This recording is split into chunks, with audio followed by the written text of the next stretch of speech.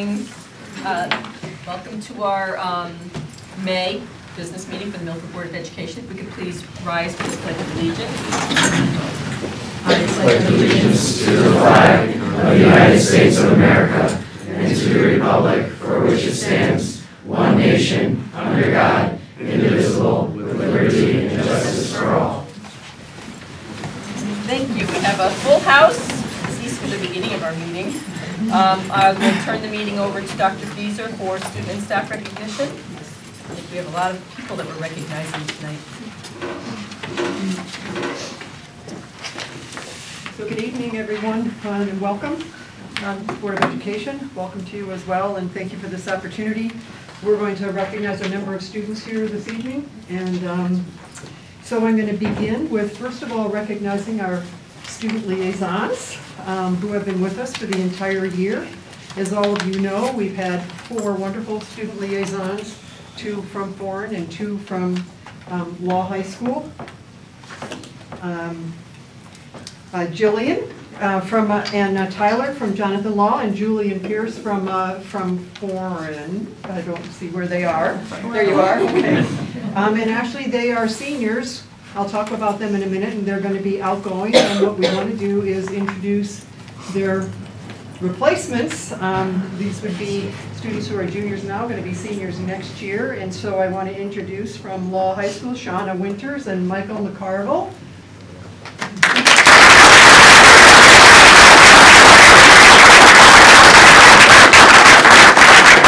So we're delighted, and you've got great mentors here that you can turn to for the next month. And then you're on your own. But it's a friendly group, I promise you. It's really. And then from Foreign High School, we have Kajaja Ashfaq and Max Chang.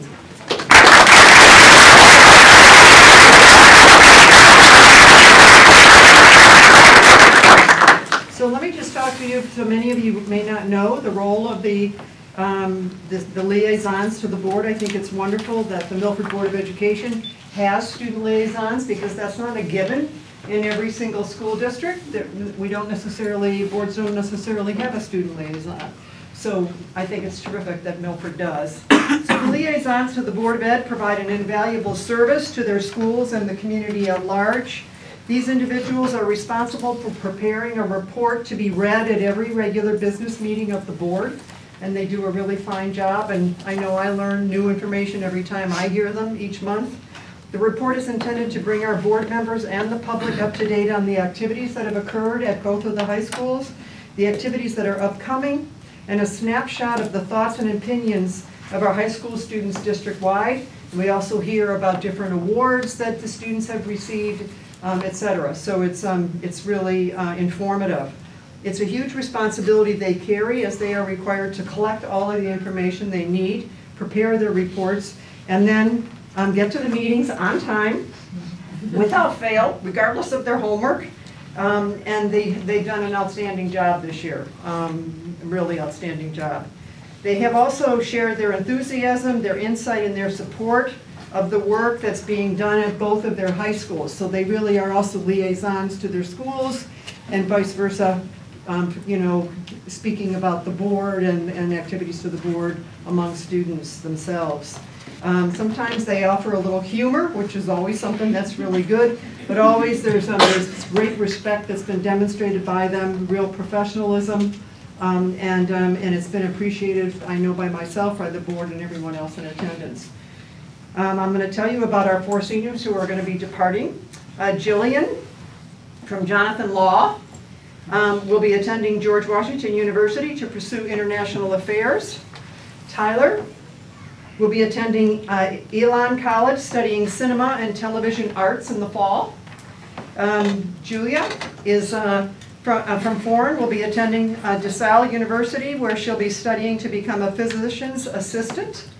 And Pierce will be attending the University of Maryland at College Park, where he will be studying physics. So we are thrilled for all 4 of you. You will be sorely missed, but we're also really excited about your future endeavors. So I'd like to call the 4 of you up, because we have something, a certificate and a small honorarium just to thank you for the hours and hours that you put into this. Congratulations to you. Go around.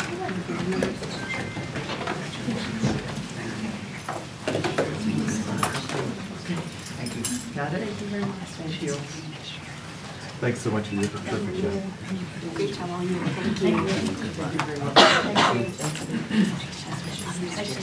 You did a great job. Good luck. Great job all year. Thank you. Thanks. Good luck. Thank you. Good job. Good luck. Great job all year. Good job. Good luck. Great job all year. Thank you.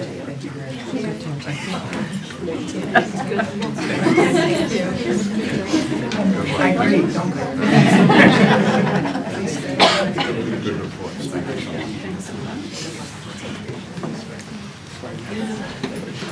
And then I'm going to call up our new liaisons because we have just some pencils and papers and pens. So I know lots of it is done in technology, but it's just symbolic of you're stepping into your new role. So can we have Shauna and Michael and Khadijah and Max come on up?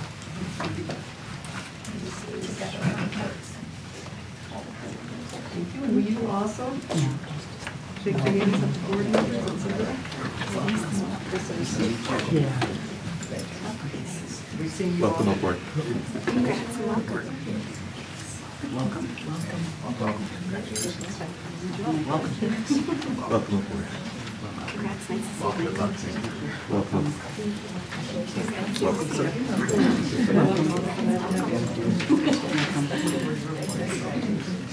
Good luck. Looking forward to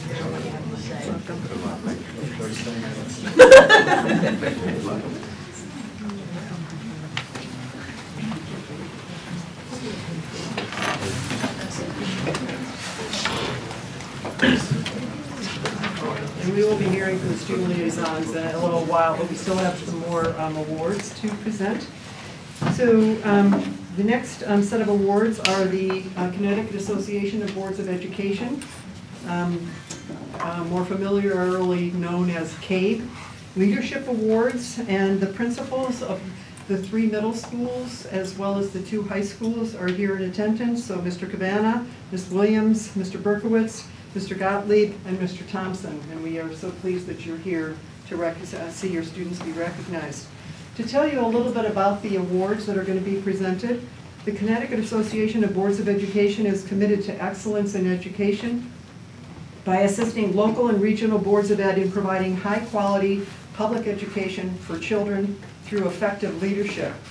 The CABE Student Leadership Awards were developed 20 years ago to give local boards of education the opportunity to recognize student achievement and potential. Earlier this year, CABE requested names of students from each middle school and high school in CABE member districts. The CABE received over 400 names of students, and these are middle school and high school students, from 204 different schools across the state. Students were selected from among their peers for exhibiting leadership qualities as defined by a list of criteria developed by a subcommittee of CABE's Board of Directors. And the criteria include the ability to make difficult decisions, to work with others, to understand issues clearly, to honor a commitment, and to demonstrate concern for others and diplomacy. So a lot that's expected. And so the students who are receiving these awards this evening should really feel a sense of pride that you were selected. These awards are given out once a year, and so we want to congratulate all of the students who are the recipients of the CABE Leadership Award.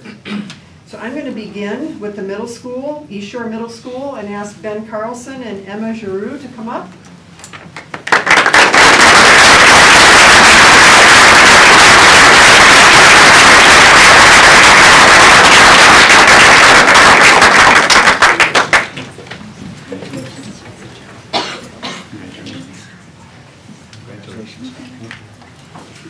Congratulations.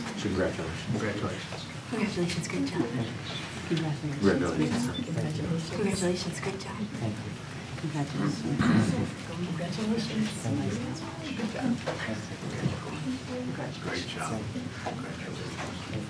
Congratulations. Good job.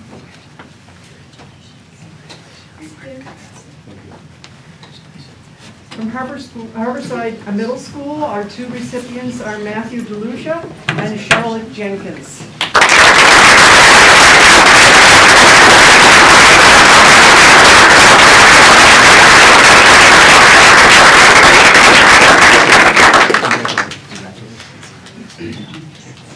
Congratulations.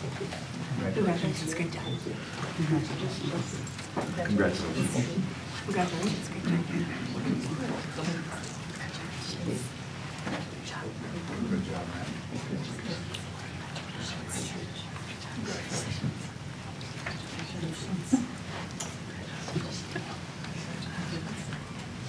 From West Shore Middle School, we have Angel Santiago and Claire Krasinski.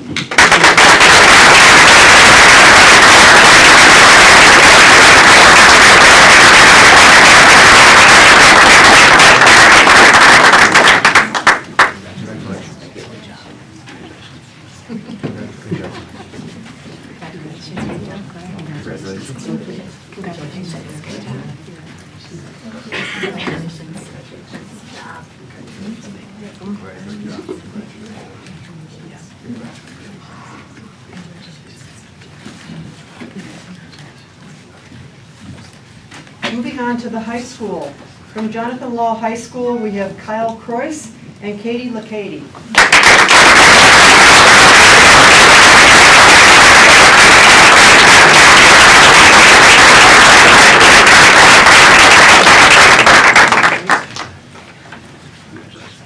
Congratulations. Congratulations. Congratulations. Congratulations. Congratulations, Scott. Great job. Congratulations, Scott.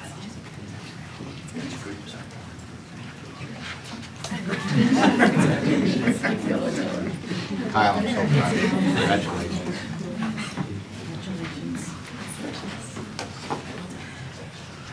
And lastly, from Foreign High School, one of our students is out on the lacrosse field as we speak, Lance DiNatale. Yes, DiNatale, excuse me.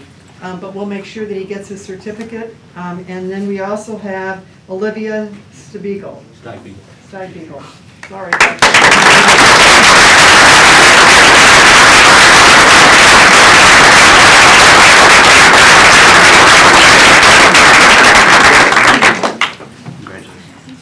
Congratulations.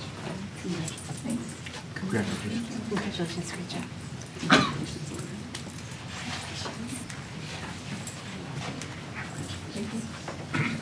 Olivia, job well done.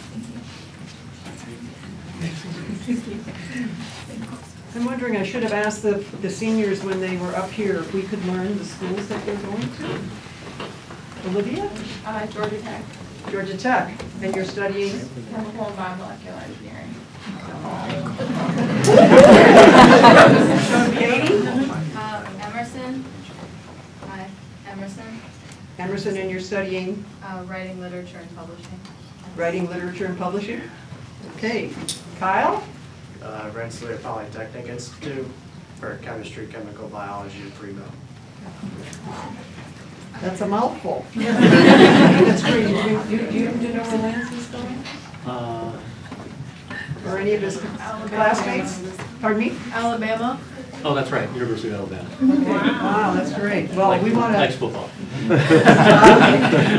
we want to congratulate all of our senior CAPE award winners and our middle school award winners. You obviously have some good role models here, and hopefully you'll continue to those of you going on to college will give it your all, just like you have in high school. And for the middle school students, my hope is that as you move through high school, you also will do the best that you can be. So thank you very much, and congratulations again to all the CAPE awards.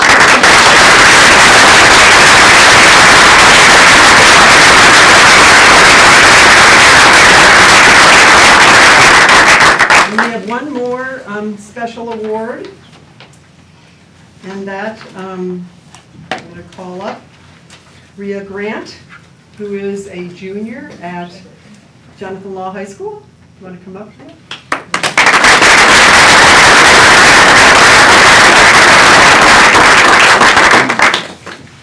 So we are very pleased and honored tonight to recognize, it is Rhea, yes? Rhea, sorry. Boy, I'm messing up tonight, forgive me. Rhea, a junior from Jonathan Law. She is one of 20 high school juniors in the country to have been honored as the first recipient of the Yale Bassett Award for Community Engagement.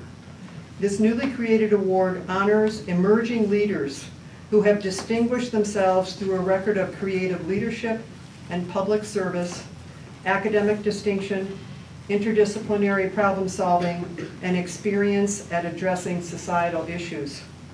The Yale Bassett Award honors the legacy of Ebenezer Bassett, who was born into a Native American and African American family nearly 200 years ago. He excelled at the Connecticut Normal School, which is now Central Connecticut State University, and at Yale University, where he pursued courses in mathematics and classes in the 1850s. Bassett subsequently became an influential educator, an abolitionist, and a public servant with a national and international vision. Yale Bassett Award winners demonstrate, again, a record of creative leadership, public service, academic distinction, interdisciplinary problem solving, and experience with societal issues. The faculty in Yale Center for the Study of Race, Indignity, and Transnational Migration, or shortened the RITM Center, established the award to honor young leaders who think deeply about our collective futures and exemplify intelligence and courage as they work on behalf of others. To have been considered for the Yale Bassett Award, interested high school students in the class of 2018 needed to provide an account of their relevant experiences and aspirations, a description of their academic record, a list of their extracurricular commitments and leadership positions, and a letter of recommendation. More than 800 applications from 46 states were submitted. And again, 20 were selected, and Rhea is one of the recipients.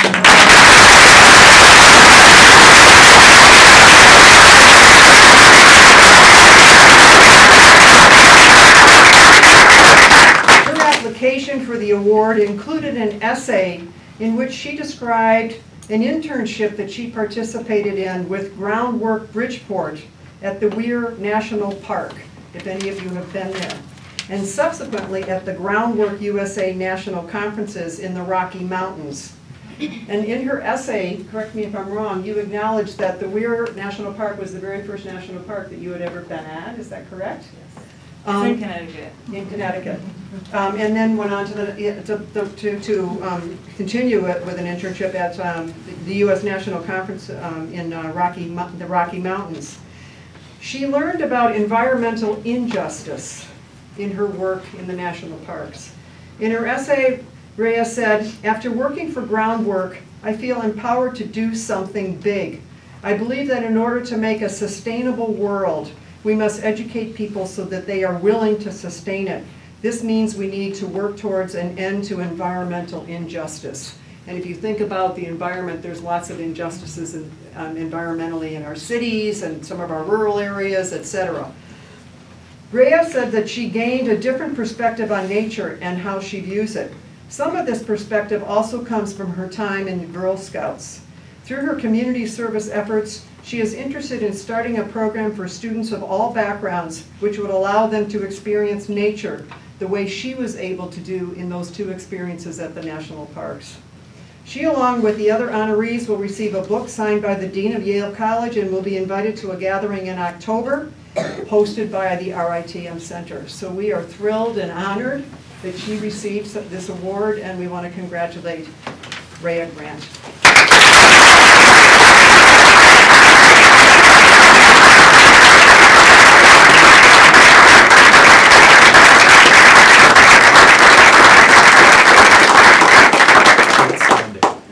Congratulations, Rhea. Great job. Good job, Rhea.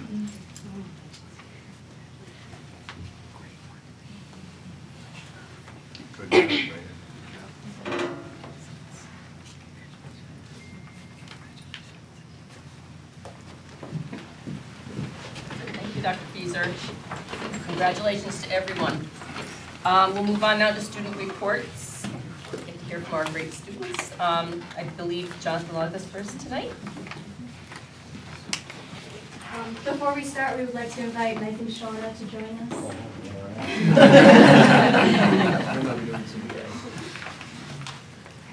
In academic news, the Academic Awards Night will take place tomorrow at 6:30 p.m. Congratulations to valedictorian Trisha Brady and salutatorian Kavitha Mohanarajan. Senior internships begin on Monday, May 15th.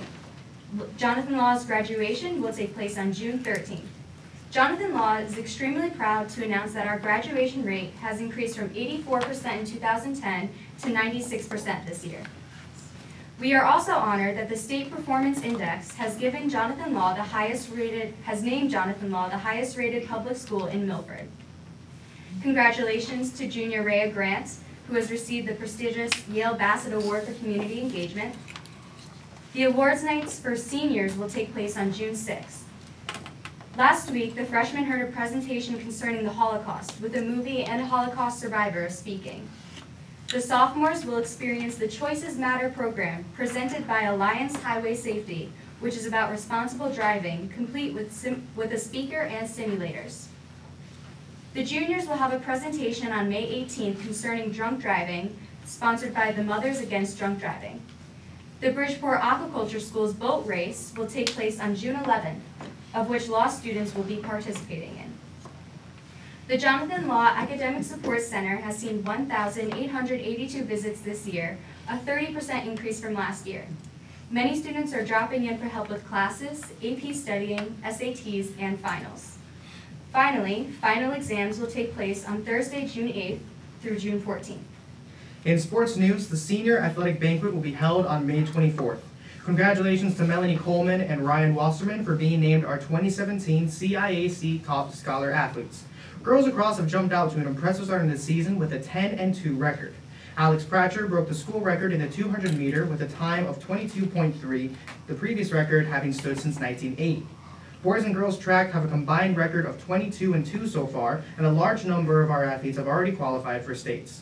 And on April 22nd, Jonathan Law hosted a Froshmore track meet where over 500 athletes from 18 different schools competed. In guidance news, guidance counselors have been administering AP tests last week and this week, concluding on Friday with makeup exams next week. Counselors are doing career planning with freshmen this month and meeting with juniors about college applications. Seniors have made their final decisions on colleges they will be attending.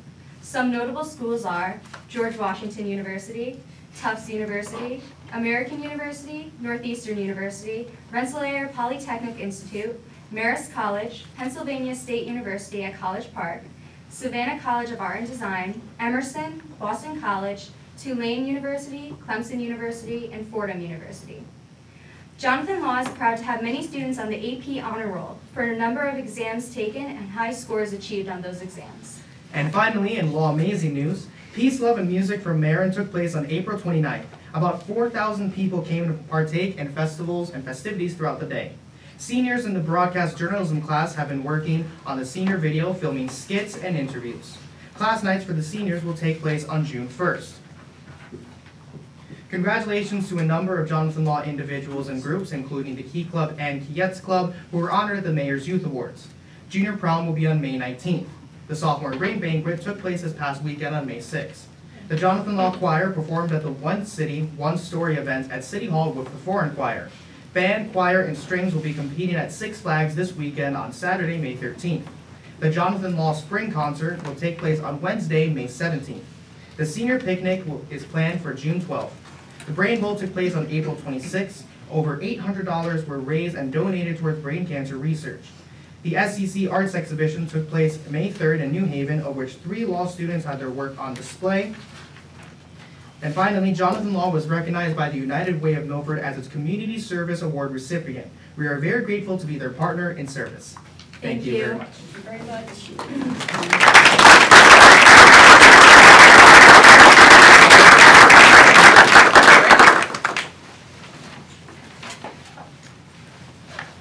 We would like to invite Khadijah and Max up with us as well.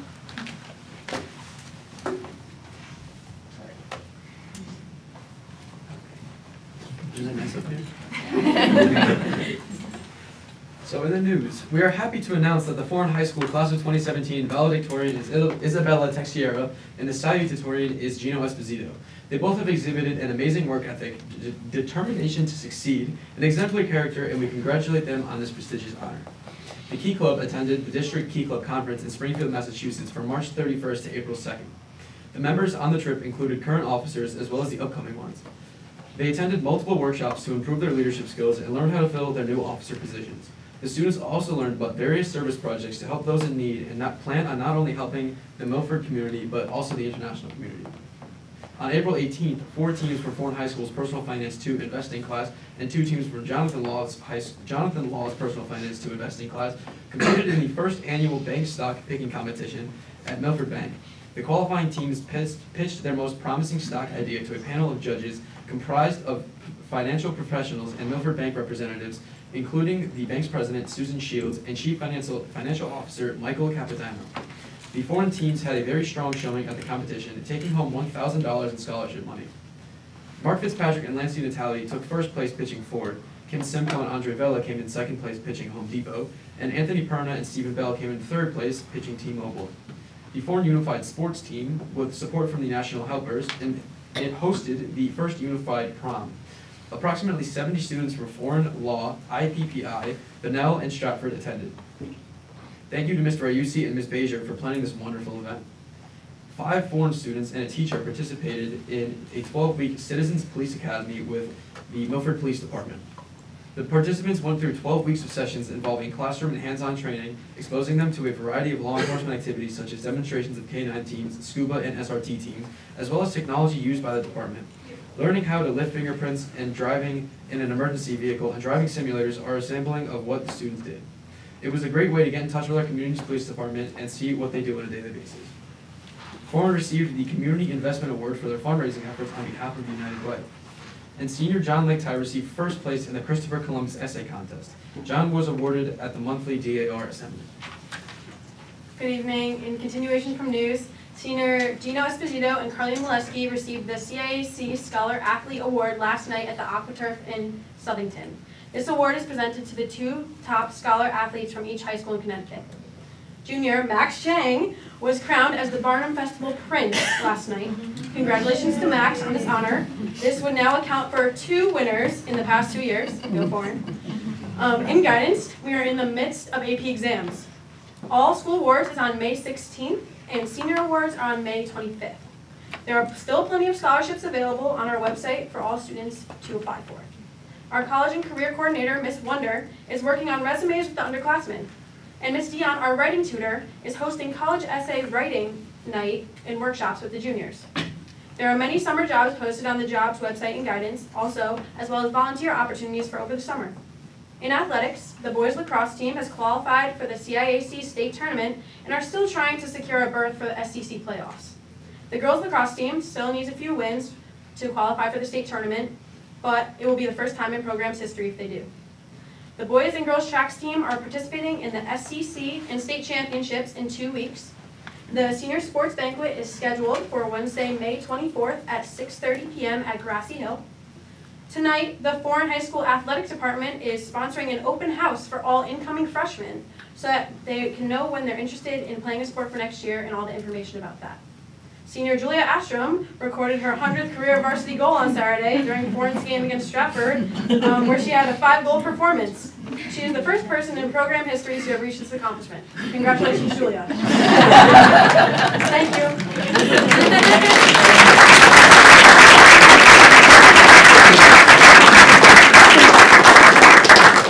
And again, good luck next year in college to our 4 seniors, and have a great summer.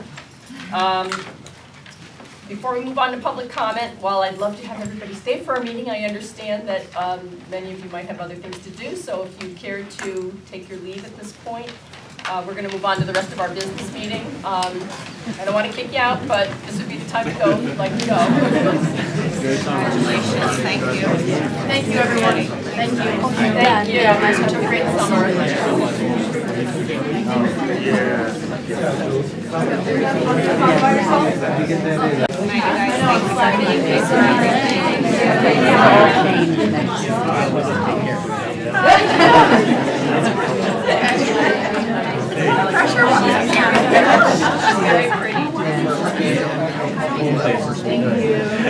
Great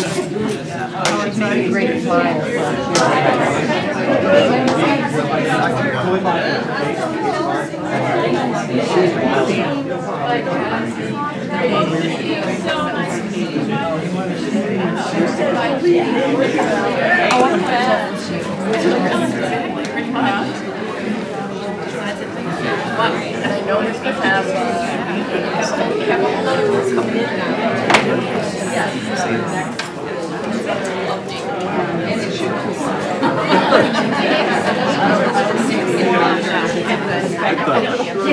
Are you sure you find Mr. Thompson, can you shut that door? No, it's okay. Can you shut the door, Max? just waiting for the other Oh, are they, groups to well, come they in? can open the door. Can they come in? I wanted to move on to public comment, because I'm thinking that Mrs. Burney might want to have public comment, so. Wait. Speakers may offer Speakers may offer objective comments about school operations and programs. The board encourages speakers not to express personal complaints or defamatory comments about the Milford Board of Education personnel or any person associated with the Milford Public School System. Security issues and matters relating to negotiations and grievances will not be permitted. Consistent with the principles of the Federal Education Right to Privacy Act, discussion of students is prohibited absent parental waiver. Please be advised the meetings are televised live on Channel 78, Cablevision. For the record, we would appreciate your stating your name and address and leaving your comments to 3 minutes. So come on up, Mrs. Burney, and we'll just wait for the folks. Kathy Burney, 96 Centennial Drive. Just 2 things on the narrative under the capital improvements. For number 5, the high school athletic facilities, it only lists 2 years, 17-18 and 18-19, but in the schedule it actually lists it for 4, and it's $2 million each year. Just pointing that out. And the other thing I just want to comment on is I see you had the special meeting on May 1st about the residency issue, and I see that we paid $4,270.50 to a private investigator. I just hope the district is getting this money back. Thank you.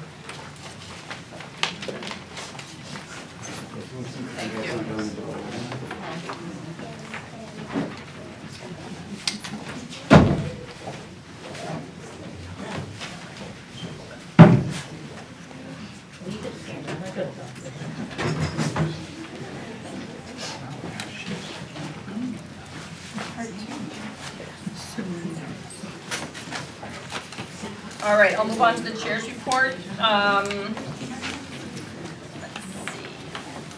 would just like to remind the board, again, you know, we're still in budget limbo. It's an unprecedented year as far as budget is concerned. The state has not made any decisions yet. We're not really sure what the Board of Aldermen are going to do at this point. So we have asked board members to hold 4 dates for potential budget discussion once the Board of Aldermen does hold a vote. And I just want to remind everybody, normally our committee of the whole meeting is reserved for budget, but since the Board of Aldermen probably will not have voted by then, will most likely be canceled in favor of one of the other dates, 1 or 2 of the other dates that were noted. Again, we're not assuming that we'll make a decision as a board in one evening, so we may use a few of those dates. And I know we're asking a lot of you to hold so many dates, but again, this is strange times. So does anybody have any questions about that? Okay, liaison reports. Are there any liaison reports? Dr. Gregory. I know that Dr. Fieser sent this information to everybody, but it is lovely to note that there were 5 Invention Convention winners moving on to nationals. So the Milford Education Foundation holds the Invention Convention, and 5 participants moved into the national level of the competition. Nice. Other liaison reports? I'll give mine while you're getting your stuff together. PTA Council just, it was a meeting simply to recognize Mary Ito, who was awarded the Lifetime Achievement Award by the PTA Council. It was a lovely little gathering. So, that's it for that. You ready? Yes, thank you. So the Permanent Schools Committee met last Thursday, May 4th, and we discussed the West Shore renovation, which is just began this winter and is currently on track. We also discussed the FF&E furniture, fixture, and equipment bids and selected contractors for those bids. And we got an update on the Harborside Middle School window project, which is on track to start this summer. And we have 4 elementary school roofs that are on track to start this summer. That's it. Thank you. Any other liaison reports? Okay, seeing none, I have a proclamation.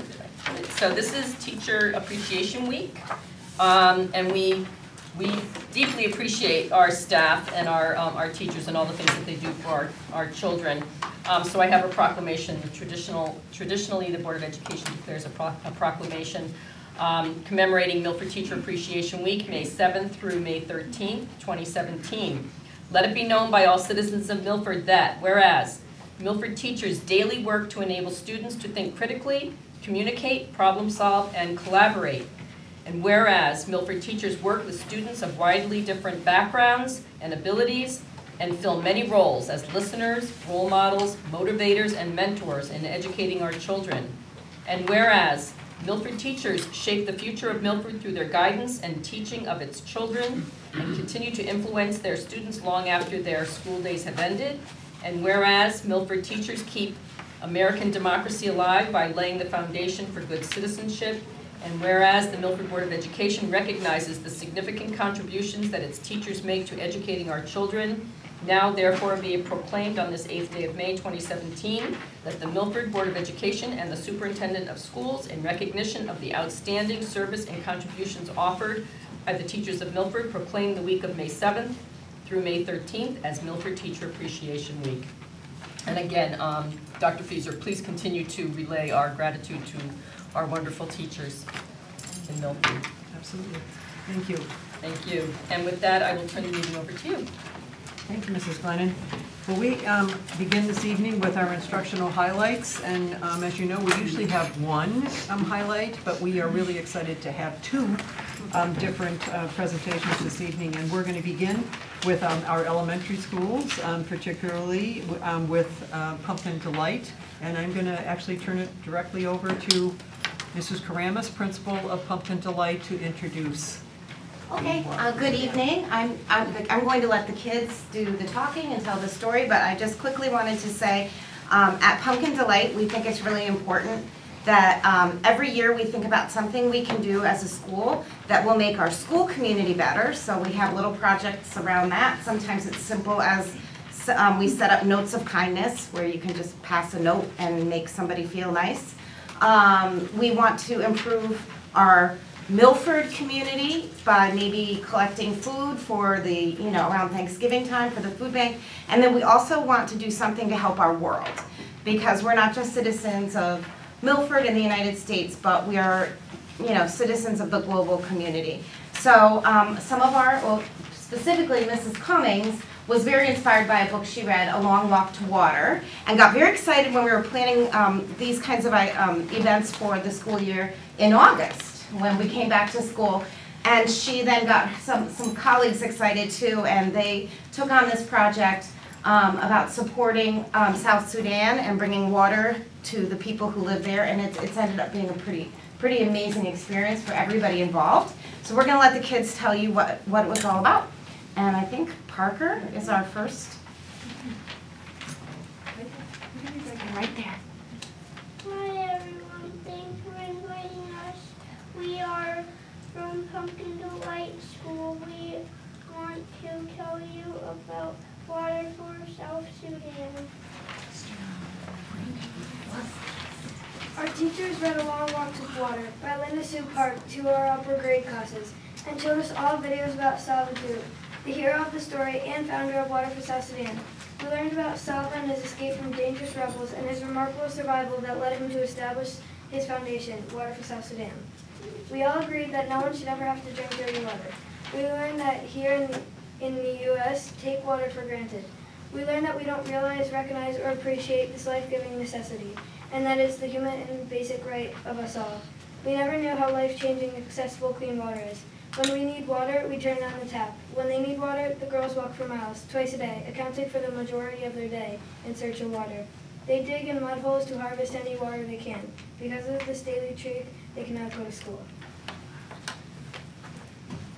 We shared what we learned with our school at our January all-school gathering. We explained that we as a school were taking the Iron Giraffe Challenge. The Iron Giraffe Challenge is what the Sudanese call the tall drills that are used to dig the wells. We pledged $1,000 and encouraged everyone to support our efforts by taking the water bottle challenge. In addition to other fundraisers, we then showed the students where South Sudan is located, and we explained how our efforts will help to improve the lives of the people of South Sudan.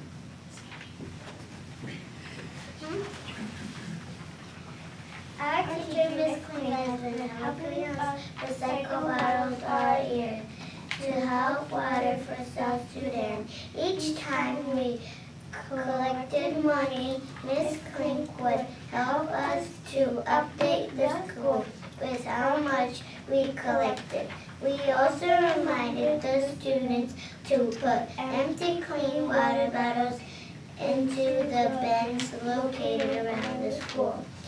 We reminded the school to keep calm and recycle on.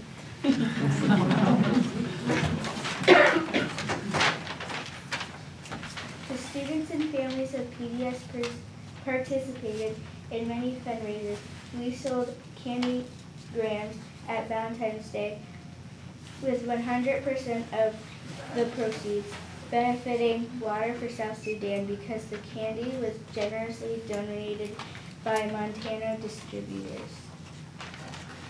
Students volunteered to put together 422 candy grams after school on Monday, February 13th, the day before Valentine's Day, and on very short notice as there had been the snowstorm canceling school the previous Friday. So what is the water bottle challenge? We challenge our peers and families to take empty water bottles that we had already used and fill them, any size, with our spare change. We learned that spare change adds up to big money and is very heavy. We sorted rolls and realized that banks no longer take rolled coins. The coin sorter machine made our job much easier, but the sorting of coins was fun anyway. 2 of our 5th grade classes took Miss Mazzoni up on a very unique challenge. She challenged 2 classes in our hallway to do wall sits until the first bell rang, and if we completed it with none of us falling, she'd make a generous donation to Water for South Sudan. We accepted the challenge and she made the donation.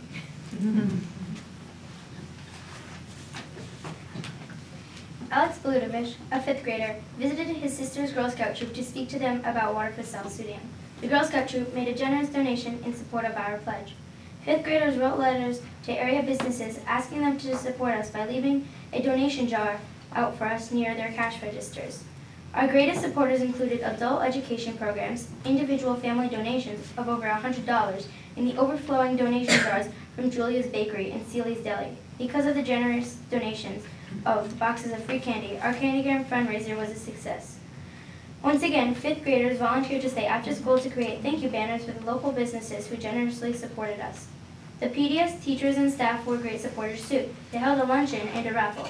100% of the proceeds from both went directly to our pledge, thanks to the chefs donating their time and talents. The hallways really smelled good that day.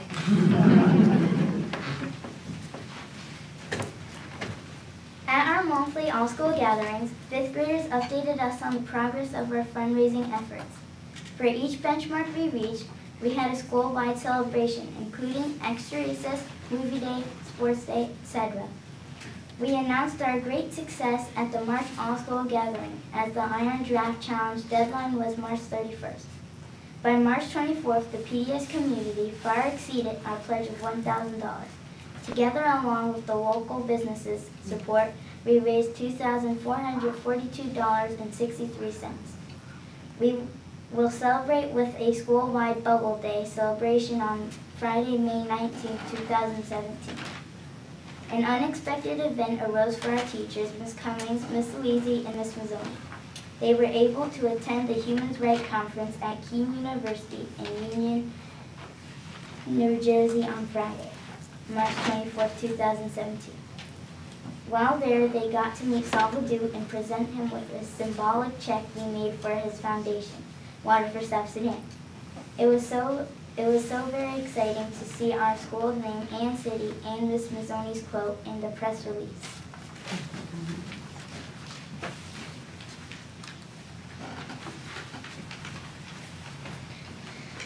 For our efforts and supports for Water for South Sudan, we were nominated for the 2017 Mayor's Youth Award. This was such an amazing experience for us as a school and as global citizens. We learned that water is a life-giving, basic human right of all people, that we should never take anything for granted, and that even a penny makes a difference. That many hands make light work. That through hard work, determination, and patience, we can accomplish anything, and like Salva proved, nothing is impossible.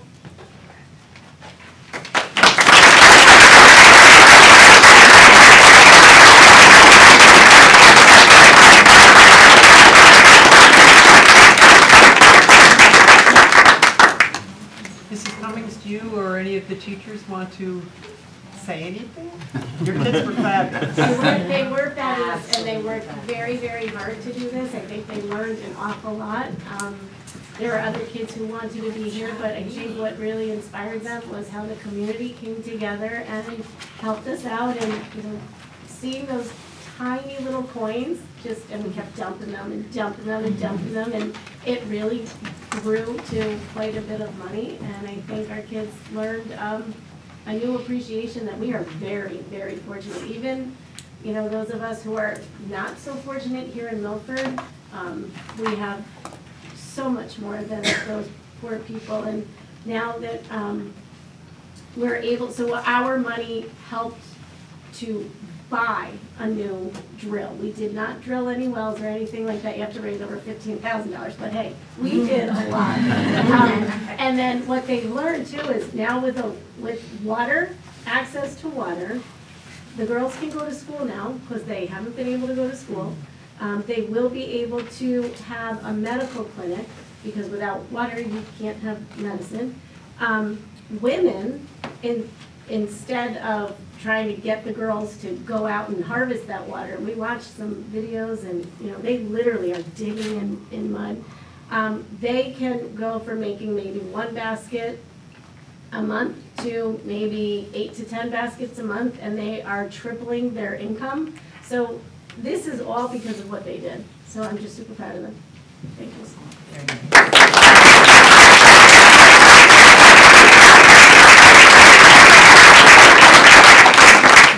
Clarification, it's our understanding that the 5th graders read the book A Long Walk to Yes, Water? we did all the upper grades, so we kind of did it as our interactive read aloud, and Ms. Klink, you guys in the lower grades, you watched videos and... Yeah, we were doing, because some of the content's a little bit for the older guys, so.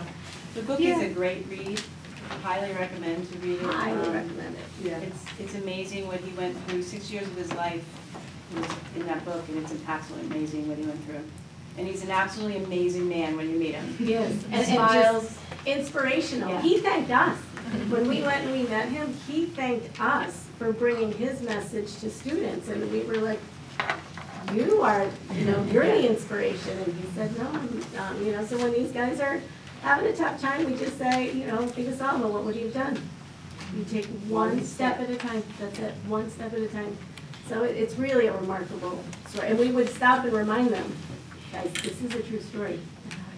Because it really reads like a fabulous novel, but it's true. So very inspiring.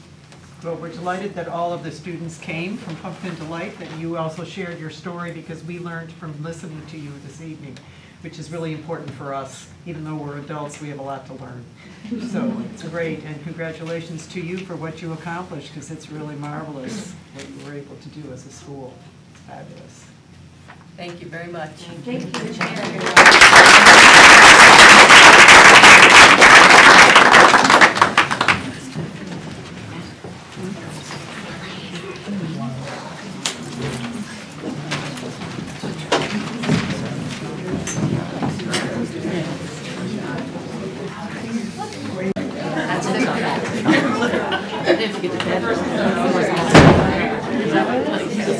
So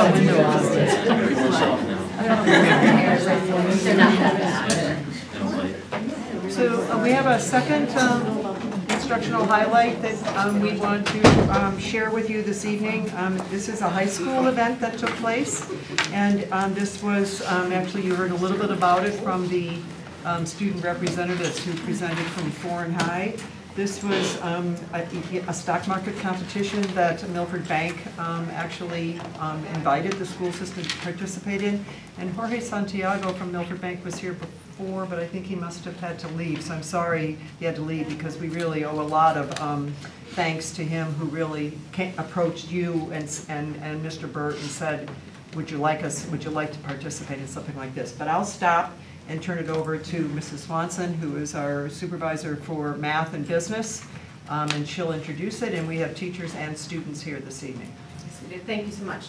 I think one of our biggest goals is to really have true learning experiences for students.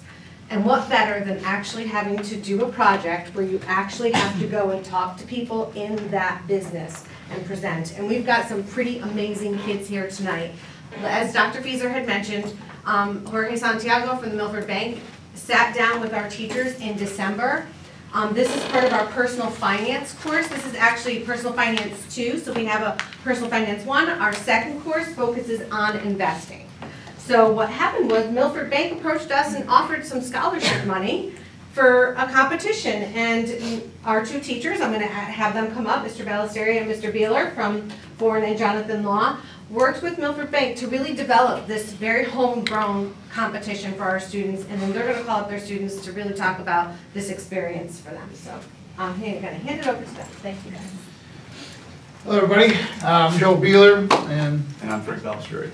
Like I said, we met Mr. Santiago in December, and when he gave the opportunity to get involved with the community, as we all know, in education now, we want to get community relations. We want to give the kids a deeper understanding, a real-life experience, and especially in business. We all see it and want to be involved with it. And when Mr. Santiago presented the idea, Mr. Ballesteri and myself sat down, and we just thought it was a great idea, tremendous way to kind of grow with everything. So. Right, so the way that it originally started, the idea was to have a stock simulation type competition, ended up being an investment banking type pitch. And during class was where students prepare for the competitions by learning the concepts necessary, a lot of research-based learning, and then problem solving in order to come up with figuring out which stock to ultimately come up with and pick. The work that went into it sort of drove enthusiasm and engagement in the classroom, and as a result, student learning was the result, and it was a positive experience for everyone involved. We have several students here from different groups that competed and presented at Milford Bank. So prior to the Milford Banking competition, we had in-class presentations, and they went through the same judging process. These teams were selected as those that would ultimately compete because of their presentations, and they're going to share their story and experiences with you tonight. Okay, guys, we're good. Okay, from Jonathan Law, Matt Turnus, Nicole Kovic, and Deepa Nathan. And from Foreign High School, Andre Vella, Stephen Bell, Kim Simcoe, and Mark Fitzpatrick. So my name's Stephen Bell. Going into the project, you have a basic background of like what you're doing, and going into it, you start to apply the concepts a lot better. Which is, there was really, before the class and taking it, there was no way that I believe that any of us could have gone up there and spoke to the people at Milford Bank without collapsing and not being able to like speak at all, because we didn't know, for me personally, I didn't know very much about the stock market or how to like anything about stocks beforehand. And I believe that the class was really helpful for me to, later in life too, for me, how to like invest for like my retirement and learn something later in life, learning life skills and for something I can use later in life, which is I see as very valuable. Hi, my name is Kim Simcoe. I'm a senior at Foreign High School. So this was really meaningful for me because my dad is a stock portfolio manager, and never before in my life had I like really understood his job. It was awesome coming home from Mr. B's class and having all this research and being able to talk to him at the dinner table, like going back and forth about like financials, what stocks are interesting. So that was really cool about that. And then I love HGTV. So being able to bring like that interest into being able to pick a stock. My stock was Home Depot. So connecting that to the real estate trends and the fixer-up trends was really awesome, and tying it into the whole history of the company. And then also after this stock competition, I absolutely loved it. Like, I was never one to really speak in front of people. It kind of made me nervous all the time. But doing that, and I loved doing all the research. So next year I'm going to be majoring in finance at UConn. And after doing this, I'm going to decide to concentrate in investments. So that was really cool. Hi, I'm Andre. Quick story. When I was choosing classes, I had to pick a class that would be relevant to what I wanted to do, which is business. So I found Personal Finance 2. I took Personal Finance 1, so I was like, hey, why not? So going into it, you know, coming from Personal Finance 1, we learned about, you know, credit cards, that kind of stuff. So as investing, I was really looking forward to really, you know, getting the nitty-gritty of, you know, another field of business, especially a field that I wasn't familiar with. So definitely this class helped me understand more what I didn't know, and then also touch upon what stuff I already know but don't know, you know, fully. So like Steve said, retirement accounts, that kind of stuff. So really it was just an experience that really benefited me, you know, going out as a senior. So really helped me. Hi, I'm Mark Fitzpatrick. My partner and I competed in the soccer competition. He couldn't be here tonight. But the stock we picked was Ford because we thought it was undervalued and had a great dividend. So really the whole competition kind of exceeded my expectations. It was awesome to see how the judges were really interested and they were professionally educated in the field. So how it worked was we went up there and presented our stock, and then after the judges asked 2 questions. So they asked us about our company and kind of asked us to defend our stance on them. So that was cool just to be able to actually argue for your stock and really show that you believed in it and you really did the research. And then I think just the most valuable thing of the experience was that they actually cared and they were actually interested. They gave us feedback, so I thought it was nice just to hear from professionals and what they thought about what we learned. Hi, I'm Nicole. I'm a senior at Jonathan High School. So going into this class, I had already taken Personal Finance 1, and I know that I wanted to go to school for business, and with basically a focus in marketing and other business management type things. So taking this, I kind of have always been told by my family that it's better to start as young as you can with saving money and knowing where it goes and what to put it in. And I didn't really have any other place to understand that, so having the access to the class, I was able to understand things that really I wouldn't have had any other way to, because, you know, Google doesn't tell you everything. So going into the presentation, it was cool to be able to kind of be in front of these type of people where it's like they're not really treating you like you're a kid who's just kind of doing a project. They're teaching, they're kind of expecting this of you, and that you're able to present yourself a certain way, and that they're able to tell you different things that you can learn and understand, and that having, you know, the different experiences, it was able to help me prepare for my future and anything else that can happen. Hi everyone, my name is Deepika and I'm a senior at Jonathan Law High School. Prior to taking Personal Finance 2 at Jonathan Law, I took several other business electives from freshman to now senior year. And I've learned a lot about this field, and I feel prepared about what I want to do in my future. And I plan on studying business and management at Rensselaer Polytechnic Institute. And there, with that program, I'll be hopefully obtaining my MBA in finance afterwards. After taking this class, I learned a lot more about the finance field. Actually opened up my eyesight on what this field is actually about and what the opportunities are after going and giving a simulation of what people do on a day-to-day basis. Analysts and other financial analyst people and just really intrigued me about what this field is about, and I really liked it, and I really appreciate taking the course at our school and learning about this. Hi, my name is Matt Turner. I'm a junior at Jonathan Law, and Personal Finance 2 is a really unique class, especially at Jonathan Law, because there's pretty much nothing else like it, especially going into the depth of the stock market and going into the depth of other companies. So pretty much what we learned in our classroom was who you're investing your money into, because you don't want to go blindsided into a company and possibly lose your money. So researching who the president is, other investors inside the company, so you have really enhanced knowledge on your certain companies to really establish your ethos on certain companies too. And pretty much the course really prepared me for business, which I plan on taking in the future, along with political science, and that's pretty much it.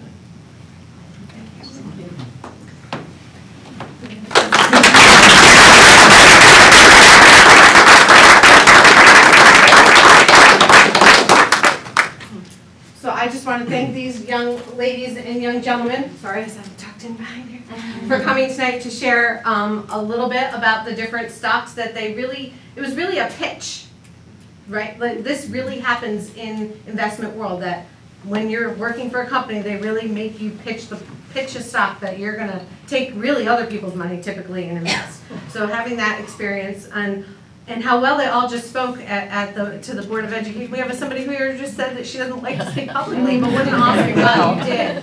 So thank you so much for coming in tonight and sharing your experiences with the board tonight. So one of the things I would share with the board is that the debrief, which a couple of you mentioned, by the Milford Bank folks, they were treated like that you were professionals, that you were professional business people. So the feedback that was given was specific to the presentations, and it was also, there were, you know, I heard offhand comments like, gosh, I better go and check out Ford stock, because it sounds like it's much better than than maybe a particular person did. You know, the presentations were as if they were presenting, in a business office or in a bank or in well, you don't present on this floor of the stock market exchange, and people are doing other things there. But my point being is in terms of really standing by whatever stock it was. And so my sense was, while I was not in your shoes, but that you had to have walked away with just this sense of, wow, because you were treated like you really were professionals. Am I correct in that? Yeah, for sure. Do any of you want to say anything about that? I guess it's very different from how we've been treated for our entire lives. Basically, we're treated like children no matter what we do, so it's a great experience to be treated like an adult, or with more respect, I guess you can say, because we're still children, most of us. It's no classroom experience, it's a real world example. And I wondered if both of our teachers might want to reflect a little bit about the experience for you. I mean, here you were there, you prepared your students, then you watched them present, you heard the feedback. I mean, what was that like for you as educators? Sure. I said this is a very proud moment. I mean, the way the kids handle themselves, the amount of research, the amount of work we put in there, and they gave real world presentations. You could put their presentations against any of these other business professionals out there. Our kids, if you had a chance to see that, you would have been proud to know they were part of your district. They were unbelievable, they were well-spoken, they did their research when the questions were asked to all of them. They responded with, deep research, well thought out answers, and like I said, as a teacher of these guys, I couldn't be prouder of a group of kids. I think as we were putting this all together, who knows how it's going to end up turning out. And I think at the actual competition, it was better. It exceeded our expectations in terms of what Milford Bank offered, and then how the students ended up putting these together. And as Dr. Fieser mentioned, Milford Bank recognized that these were on par with professional presentations, because the concepts that the students learned in class, and Milford Bank said this as well, something like the PE ratio, which they couldn't get over, students understanding a concept like this, which is something that most students don't learn in high school. And it's for a reason. It's complicated to understand. And Jorge Santiago, who was here earlier, said that. He said, I didn't learn that concept until I was in college, or even past that, because it involves a deeper level of thinking. And then, so to understand it and then apply it is two completely different things, and these students were able to do that. And so they were recognized for it, and that was part of what made it so special. And I think also, too, the fact that you had the president of Milford Bank, Susan Shields, there, and I think four or five of the top officers of the bank were there, and the officers were the judges. Am I correct? That's correct. They were the ones who judged. So this So again, being treated as professionals, it was held at Milford Bank. And the other thing that I think was really exciting, I think it had to be, I imagine you debriefed in your classrooms afterward, is the students who did not make presentations, they were all present. So they were all, you know, like around, you know, seated, you know, and then there were the teams, which I think there were 6 teams total that made presentations. So, I mean, it was the whole setup.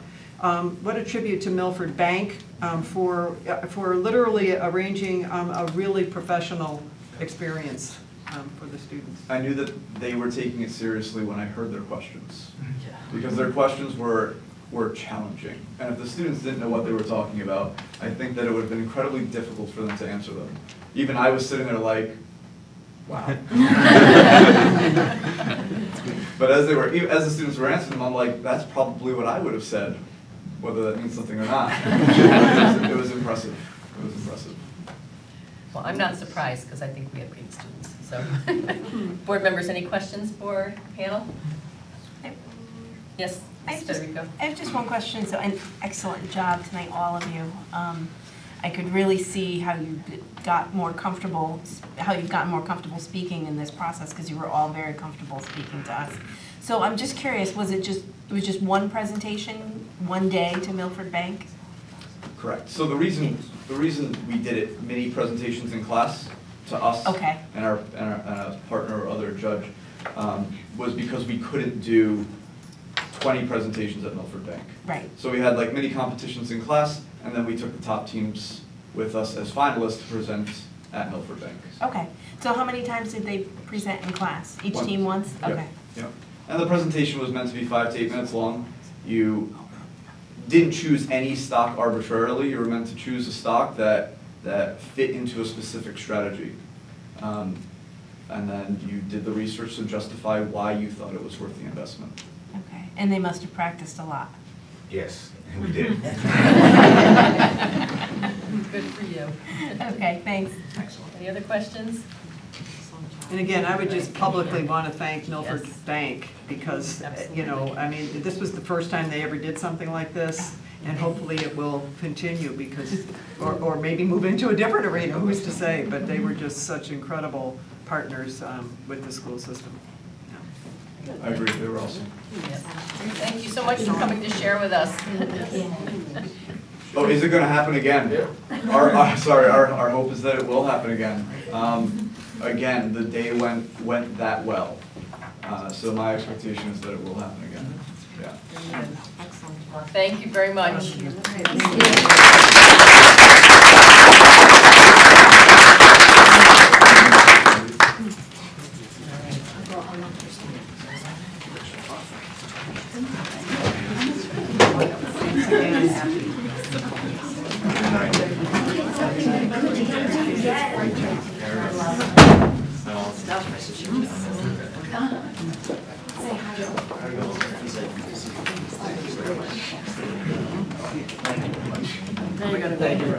Great job. Thanks, John.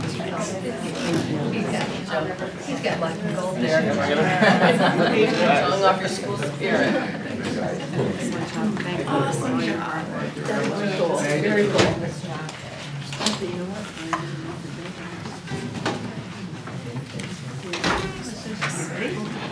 I know. Wow. So the next item on the agenda is the proposed new bell times. And this is up for a second reading and consideration, and hopefully a decision can be made this evening. I'm going to turn this over to Mr. Ricatelli. Thank you, Dr. Fieser, Mrs. Glenn, members of the board. As you know, we presented to you last month the advantages that, as we saw them, for changing the bell times next year to include a 3-tier or 3-bell time system, specifically collapsing the current 2 bell times on the elementary level into 1. As we explained to you, we're at a point, mainly because of declining enrollment, to be able to have enough buses to be able to do this at no cost to the district, and we think in the future at a savings to the district. We presented to you the reasons that we think that this is advantageous. There's many scheduling advantages. And in addition, we'll be able to become more efficient on our buses. You asked us at last month's meeting to present it to parents, staff, and the community, allow them to give feedback, and we did.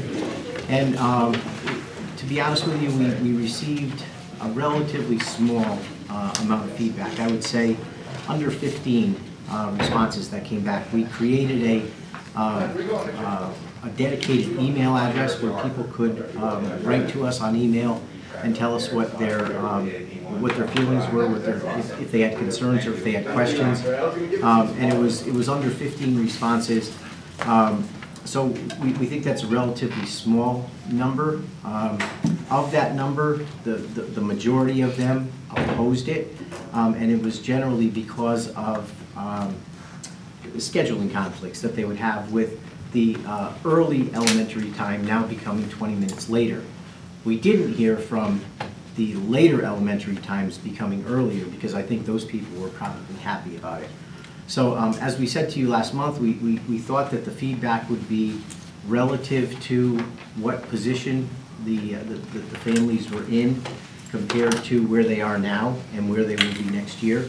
But overall, we believe that you know, the relatively small number of families that expressed concern indicates to us that this is something that the majority of folks agree with. From a staff standpoint, we heard no negative feedback. Generally from our principals and our teachers, the feedback that we got anecdotally, not online, but anecdotally was very positive from everybody. So we think this is a good move. We think it puts everybody on the same schedule, allows us to be more efficient in the future, and we're here to answer any other questions that you have and respectfully ask that you consider the new bell times for next year. Questions from the board? Mr. Hagedorn? Thank you, Madam Chair.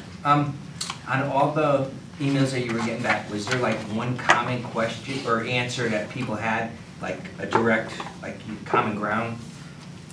Those that expressed displeasure, and I would say it was probably about 2/3 displeasure to 1/3 good with it, was that they're currently going to earlier elementary schools, and putting them in the later elementary school it will be more of an inconvenience for them and possibly could cost them more in childcare in the morning.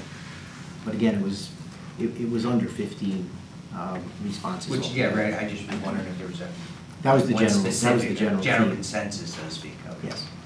I had also presented, I actually gave the bell schedule to all of the PTA presidents when I met with them, at my monthly parent advisory, and every one of them thought that it was, a good move, but they indicated you're going to have some families who are not going to be pleased because it's going to, the 20-minute difference is going to, impact some people's work schedules.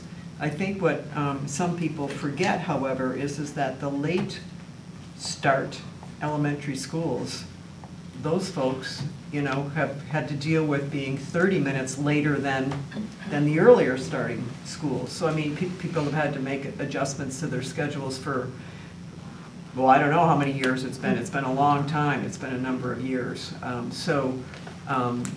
We thought we would get more feedback, but 15 people out of a few thousand students, it's just very, very small. If my recollection serves me right, when we went back to the K-5 structure at that time, there were a number of requests as to, why can't we all start at the same time at that point? And it was, at that point, we didn't have enough buses to do it. Right, and the reason, part of the reason why that was raised again is because we flipped who became the earlier schools and who was the later schools. So, Pumpkin to Light, Meadowside, I'm trying to remember Orchard Hills, and I'm forgetting one, were all they were all later schools and became earlier schools. With the reconfiguration. You're late. We were early, now we're late. Oh, you were early. That's right, because you were, okay, the K2, 3, 5, yeah. So we had flipped that, and so it Right. raised the issue again because it made people's schedule change. But again, just to remind people that the change is 20 minutes for those earlier schools now will be starting 20 minutes later. Right, okay. Any other questions from board members? Seeing none, do you have a motion, Ms. Tobias? Yes, I have a motion that the Milford Board of Education approves the revised bell times for 2017-2018 school year as presented by administration. Second. There's been a motion and a second. Is there any further discussion? Okay, hearing none, all in favor? Aye. Any opposed? Motion carries unanimously. So the next two items here are all dealing with policies. And so the first policy that we're going to take up is actually for a third reading, which is the report on child abuse, neglect, and sexual assault, or the policy on this. And there's one big question.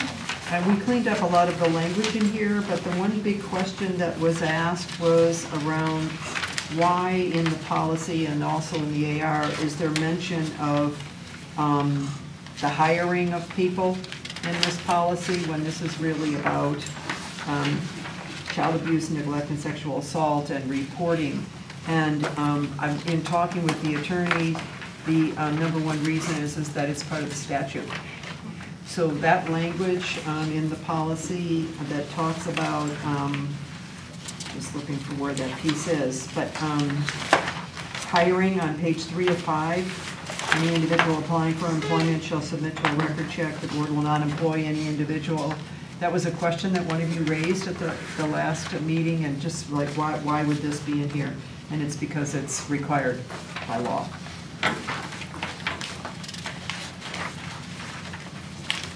I had one question on page 2 of 5. The very first sentence, not later than within 48 hours is seems awkward, and I don't remember what the conversation was about that, around that. I see it's in green, so I'm guessing that was added.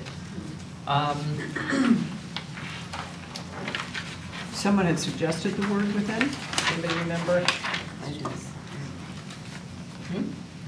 I think what might help is if we took within out and said not later than 48 hours after making the oral report. It seems to me that you need one or the other, either within 48 hours of making or not later than 48 hours. I don't see why we need both. Yeah. But I don't remember who made the suggestion. It might have been me. I think I thought the language was awkward without within, not later than 40 hours of making the oral report. It didn't seem to make sense. Right. Okay, if we just said within 48 hours of making, does that make more sense, or do you like the way it is? Or do you want to say after, not later than 48 hours after making the oral report? That actually sounds like it makes more sense. What sounds like it makes more sense? With the after in it, not later than 48 hours after making the oral report. Okay. Yeah. I think I just said it felt like there was a word missing. So, not later than 48 hours. After. Yeah. I think it's the of. The of was the problem. Okay, so not later than 48 hours after making the oral report, the mandated reporter shall file. Scratch it out.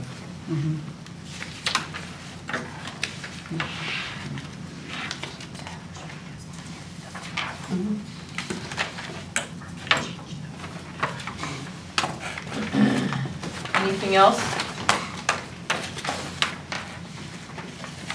All right, give a motion, Ms. Tobias.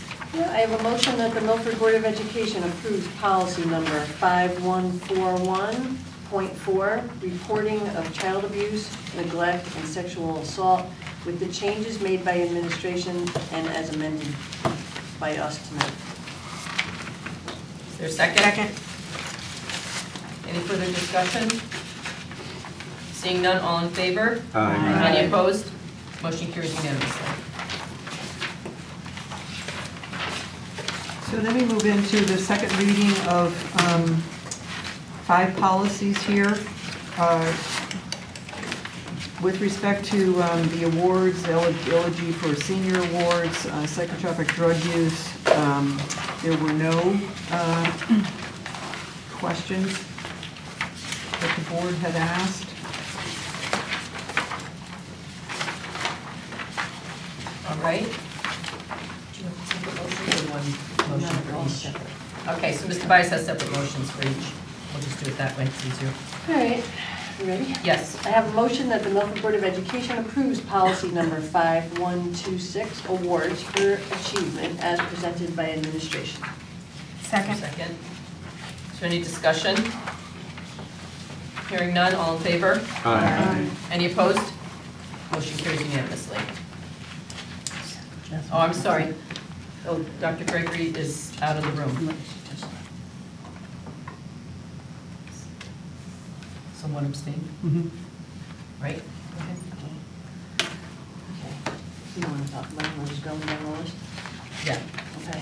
I have a motion that the Milford Board of Education approves policy number 5126.1, eligibility for senior awards, as presented by administration. Is there a second? Second. Any discussion? Seeing none, all in favor? Aye. Aye. Any opposed? Motion carries with one abstention.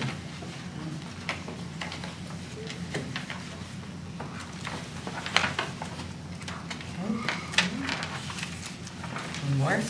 I have a motion that the Milford Board of Education approves policy number 5141.231, psychotropic drug use, as presented by administration. Is there a second? Federico seconds. Any discussion? Seeing none, all in favor? Aye. Aye. Any opposed? Motion carries with one abstention. So the only reason why I wanted to just comment on the conducting research in the schools, there's nothing that changed from when we met at the last meeting, but a question had been posed that if, for example, there was research being done and a survey was to be conducted, with students, would an 18-year-old be able to have the right to say, I don't want to participate in the survey? And the answer is yes, they would be able to. So, but we didn't include that in here. And truthfully, it's rare that we would have researchers who would actually be surveying students. That would be, it's usually, if anything, they're surveying, well, not even surveying, they may be interviewing teachers. Would you agree? It's just really... Typically, most of the surveys we get or the research from universities have to do with administrators or teachers. Okay. Motion? Okay, I have a motion that the Milford Board of Education approves policy number 5145.13, conducting research in the schools, as presented by administration. Second. Is there any discussion? Okay, all in favor?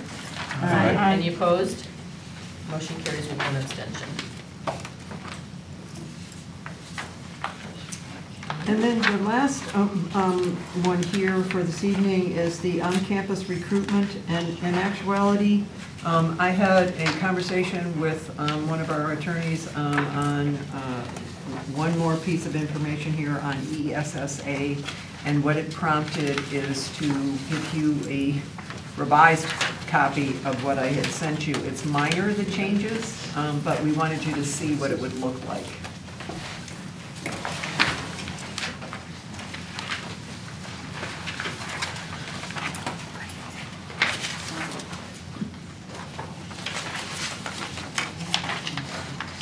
So one of you, rightfully so, at the last meeting raised the question on the original one that we brought forward, that it was very confusing in a number of areas. So what we did in this policy is that we put everything together that had to do with military recruitment, because that's a really distinct piece on recruitment, and there's very specific statutes on military recruitment. And then we put in the piece on recruitment by other public schools, which is totally separate from military recruitment. So what you will see is that the original paragraph in black minus that last sentence, then there's the new statement that they shall have access to secondary students' names, addresses, and telephone listings. And then as required under, this is the new law, every student succeeds Act SA unless a parent or guardian of such student submits a written request that such information not be released without the prior written consent. So here's where parents can do this, and also an 18-year-old student can do this. And this is, again, part of statute. Furthermore, the directory information paragraph here applies only to military recruitment. So what you see here is then these 3 paragraphs are applicable to military recruitment. So the directory information around class lists of students' names and addresses shall not be distributed without, consent of parents, etc. That's for military recruitment, because the question that we pose to the attorneys is, well, can magnet schools, is directory assistance, former telephone operator here, sorry, many years ago. Directory information here is when we talk about the magnet schools can have access to the schools to recruit, but not use directory information. So we would not provide name, addresses, telephone numbers to magnet schools, to technical schools, to Platt Tech, et cetera, for recruitment. We would not do that. However, if they wanted access to be able to give us information that we would distribute, if they wanted to have a session in the evening to meet with families, et cetera, that they have the right to do that. But that's separate, that's a different kind of recruitment than when we talk about military. Military is very specific. So what we gave to you is that, the cleaned up version, and we crossed off the whole segment here on ESSA because it's redundant to what is above. And so the attorney said, if you add in, as required under Every Student Succeeds Act there, you're covered. Mr. Jagosinski? Yeah. It seems to me that in the second paragraph, military recruiters or institutions of higher learning shall have access to secondary school students' names, addresses, etc. It contradicts the third paragraph, which says that they won't have access. That they won't have access unless you get the consent of the parents.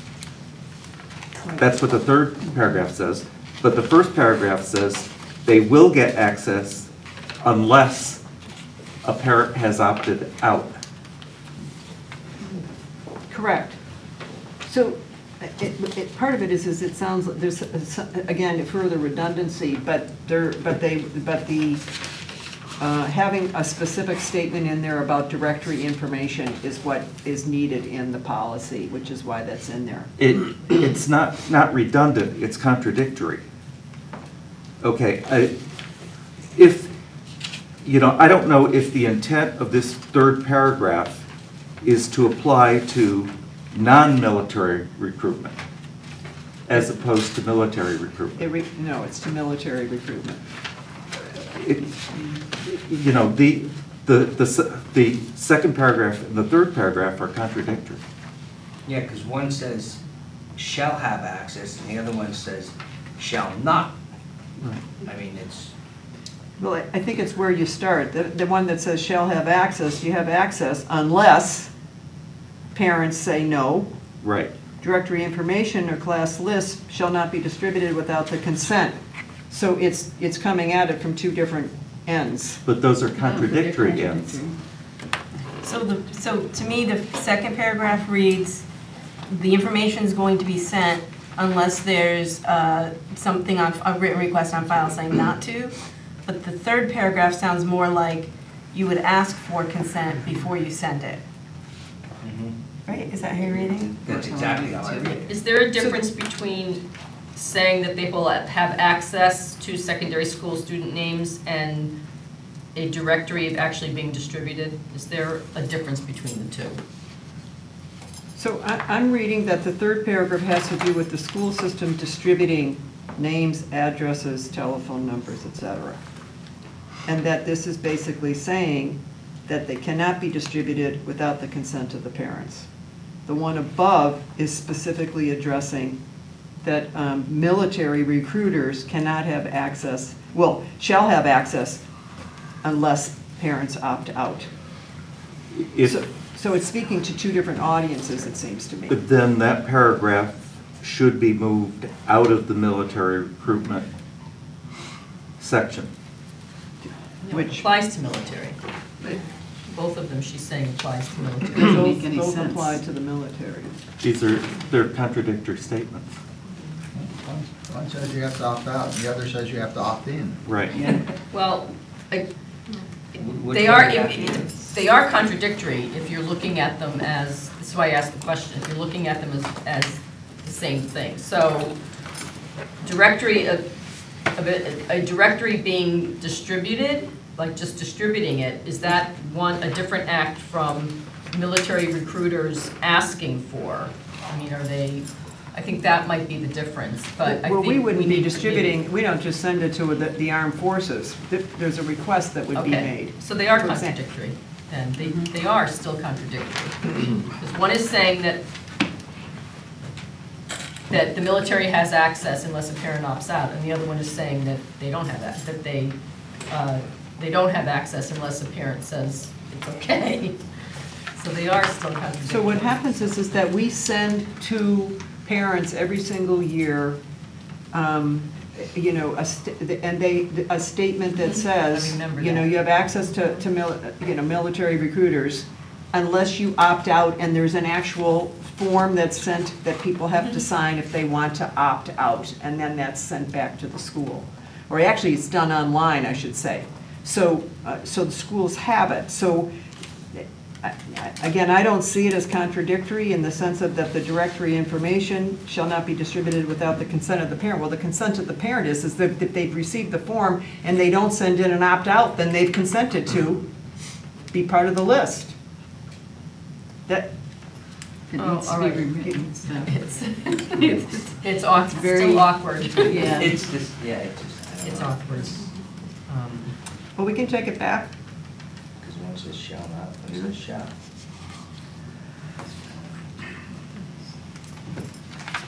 So why don't we do that? We'll take it back and just give it greater clarity.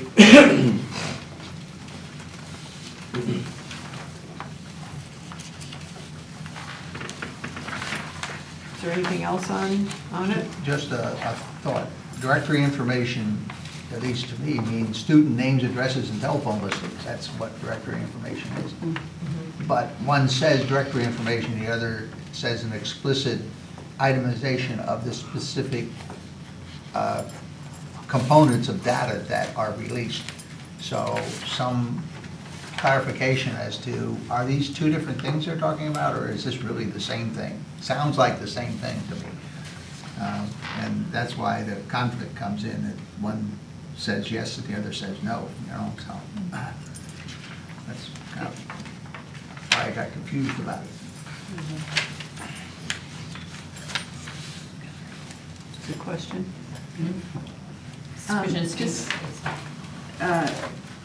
When the military recruiters come to the district, do they ask for a list with all this, or how is that?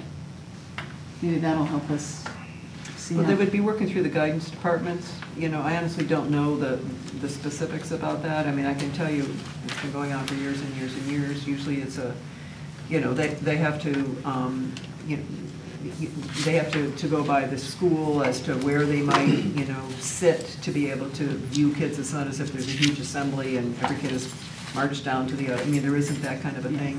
It would be, you know, that they would have a space and kids then could come down to meet the military. And do they get a list from guidance of all the seniors or juniors? If they requested it, they would be entitled to it. That's what this policy is saying. They would say, now, how frequent, whether they get a list of the entire senior, I can ask about that. I have not asked about that. But if they ask, they get it. Unless a parent has Unless opted out. Unless a parent has opted out. Correct. That's right. That's correct. And are you saying that the third paragraph, directory information is required, that paragraph is required to be in there? Well, that's my understanding, but we can take it back to the attorneys. Because if it's not required, then it should be just taken out, and I think that would clear things up. Did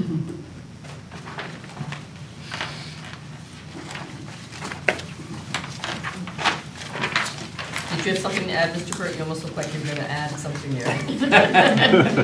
Well, I think I figured it out. Okay. But, so if you think the third paragraph there is really one of those check boxes as you get the handbook that you need to say, yes, I'm okay with this information being distributed. The up one is a higher standard where I'm okay with it, but you have to notify me ahead of time, and I will write to say that it is permitted. So you're not saying, you know, in that first part of the year in August, you can say no distribution whatsoever. The second part, that second paragraph basically says, I'm okay with it, but you're going to have to get written permission every single time. So it's a subtle difference, and I see the confusion. So you should, without prior written consent, that's what I read it as. For the information not to be released. Without their prior written consent. So I'm okay with it as long as I write each time to give it away. That's the way I read it. Prior there. Yeah. So I'm okay in general, but I want to be notified every single time that the Navy came in and the Army came in. So then you're going to have to get written consent each time. It doesn't say so it's each a little time. higher It time. doesn't say each time. I would guess so. Notification. All right, well, maybe just go back and check on that. Yes, we will do that.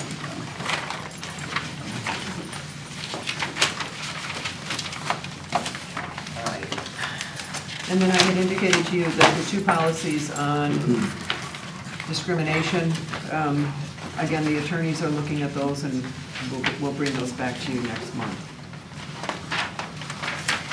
So the next item on the agenda is the capital improvement plan. And turn it over to Mr. Riccitelli. Thank you, Dr. Fieser. Members of the board, you have in your package, annually we come to you for your approval, or actually your recommendation on the capital improvement plan for the district, which then gets sent to the mayor for his consideration as to what projects would be considered in the citywide capital improvement plan. So it's that time of year again. We annually do this around this time in May. It goes to the mayor in June for his consideration in the new fiscal year. So as I point out in the agenda item sheet, it's important to remember that the CIP, Capital Improvement Plan, is just that. It's a plan. It's a planning tool that identifies the basic big capital item needs of the district over the next 5 years.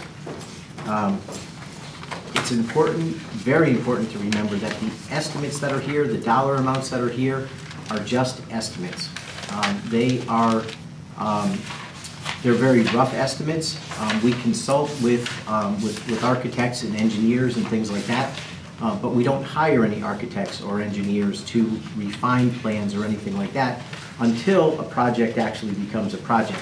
And in your package, I've included, and you've seen this before, a sheet called the Capital Improvement Plan Process, and that just goes through the number of steps that the CIP goes through. You've seen this before. We annually give this to you at the board's orientation at the beginning of the session, and then each year when I present the capital improvement plan, we give you the same sheet because it just basically gives you the knowledge that you need for what the capital improvement plan is and what it isn't.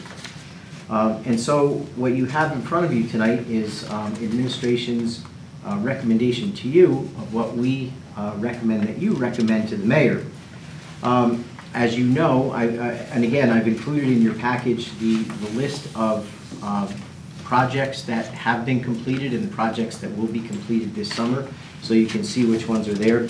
Basically, as Mrs. Federico said earlier, the projects that are due this summer are the second phase of the Jonathan Law Abatement Project, the West Shore, I'm sorry, well, yes, the West Shore Expansion Project, which is ongoing and will be through this summer and most of next summer, with completion by by school, the start of school for 2018.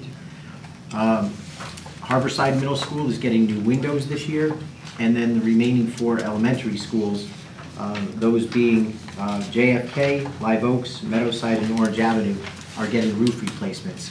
Those are the second phase. The other 4 were done last summer. So those are the projects that are in the hopper now. As you will see, if you go to the sheet with the yellow highlights, and I want to thank Mrs. Burney for pointing out there was a typographical error. In the first section for 2017-2018, the last item is the Jonathan Law and Foreign Athletic Facility Improvements. We're proposing that for 17-18 and 18-19. It was inadvertently on the list for 19-20 and 2021 at the same time. That is, I'm sorry, I have them here. I went and ran off corrected copies, so I'll pass those out, and those are corrected copies. So it's not for 4 years that we're proposing the athletic improvements, it's for 2 years, 17-18 and 18-19. The project, and just a little bit, very brief history, the city has a long history of doing smaller projects, renovation projects and expansion projects, rather than some districts who do, they wait for years and years and years and then do a major renovation, major rebuild and things like that. But the city of Milford for many years has had a history of doing smaller projects and doing them on a planned basis over a number of years. For many years in the, I want to say late 80s and most of the 90s, we did elementary schools. We did the media centers at the elementary schools. 3 of the schools that are on the list now, the elementary schools, did not get those media center and other upgrades that the other 6 elementary schools did. At that time, after 6 elementary schools were done, then a decision was made to move on to the 2 high schools. Major renovations were done at the 2 high schools over a number of years, and then over the past 5 or 6 years, as you know, East Shore had a major renovation, and now West Shore has a major renovation. Now it's time to go back to those elementary schools that are really in dire need of upgrading. And so the first one on our list is Pumpkin Delight Elementary School. This has been on the capital improvement plan for a number of years. Pumpkin Delight is our oldest school. It was built in 1950. It has not had a major renovation other than windows and roof since 1956. If you've been in Pumpkin Delight, you know that the multi-purpose room, cafeteria / gymnasium is woefully small for an elementary school. The school does not have a dedicated media center, as do those other 6 elementary schools that were renovated in the late 80s and early 90s. It's very small and very much undersized. It's our smallest school, and by any standards today, the facilities really need to be upgraded and updated. Couple that with the fact that our population, as you know, the major population in Milford has shifted from the east to the west. And so we are proposing at Pumpkin Delight an upgrade. We would take the existing multi-purpose room and convert that to a dedicated media center. We would propose a new gym / cafeteria / multi-purpose room that was correct size for an elementary school. We're proposing 6 pre-K classrooms with appropriate laboratory facilities, as well as 2 rooms that we would dedicate to the Family Resource Center, where the Family Resource Center started at Pumpkin Delight School, largely because of the population that they serve. Because of the district's needs and because of the size of Pumpkin Delight, the Family Resource Center has moved to other locations in the district. But we really believe that the best place for that Family Resource Center is at Pumpkin Delight School, and so we're proposing 2 rooms at the school for a Family Resource Center. In addition, there would be general upgrades, code corrections, things like that that we go through with every building project. There would be a secured vestibule, which is now required by the school safety standards. And there would be entrance road improvements and safety improvements in the traffic flow. So that's our major project that we are proposing for the coming years. We would propose to the mayor that he fund the architectural and engineering fees in this coming year, and that's what we generally do. We propose the first year architectural and engineering fees, so we have startup money, we can do the design, and then we get a pretty good idea of what the cost is going to be, and then the following year we would actually bond for the construction and do the construction. So that's our major project for the year to come.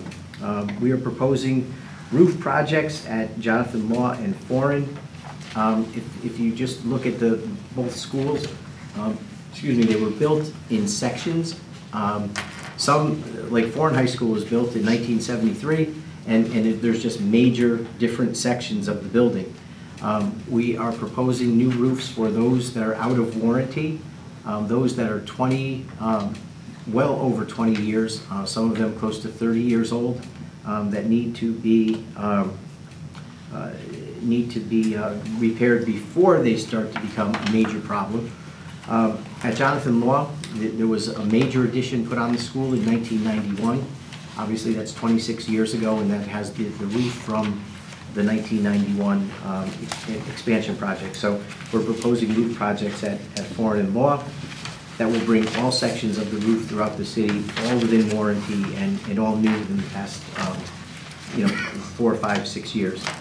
In addition, for next year, we're proposing the first of a phased project for the security upgrades, and that specifically is the hardened vestibules. The Schools Safety Infrastructure Council has recommended that all, at a minimum, the vestibules should be hardened vestibules and self-contained. And we estimate that with $1 million per year, we could do 2 to 3 schools per year. And so that would be, we would be proposing in a phased way $1 million per year over the next 5 years to complete the hardened vestibules at all of our schools. And then the last item for the first year of the capital improvement plan is the high school athletic facility improvements. And I've listed some of the items that are in great need. Mainly at both schools is the tracks, the running tracks and the track and field, the pit areas, the runways and things like that. There are, the tracks were done many years ago. They were put in many years ago, and then they've been repaired over the years, but they really need to be replaced completely. There are handicapped accessibility issues in the bleachers at both of the schools. The Jonathan Law home side bleachers are the original bleachers. They've been repaired over the years, but they've never been fully handicapped accessible. And the same thing at Foreign. The home bleachers at the football soccer field are the originals from when the school was built in 1973, and those need to have major handicapped accessibility issues corrected. In addition, there's other areas around the school where we want to increase handicapped accessibility to our athletic facilities, as well as many other issues. The field house at Foreign High School is the original field house. I know many of you have been there. If you see it, it's basically a garage. The concession stand area is barely usable at this point. We need a new field house at Foreign. Law needs their accessory field, which is behind their concession stand and behind the visitor bleachers.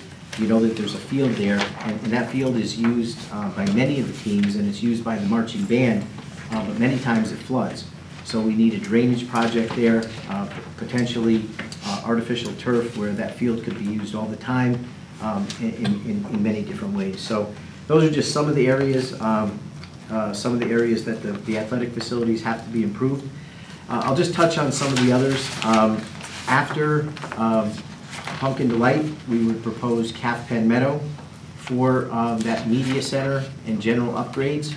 Calf Pen is another school that did not get the upgrades when they were done in the late 80s and 90s.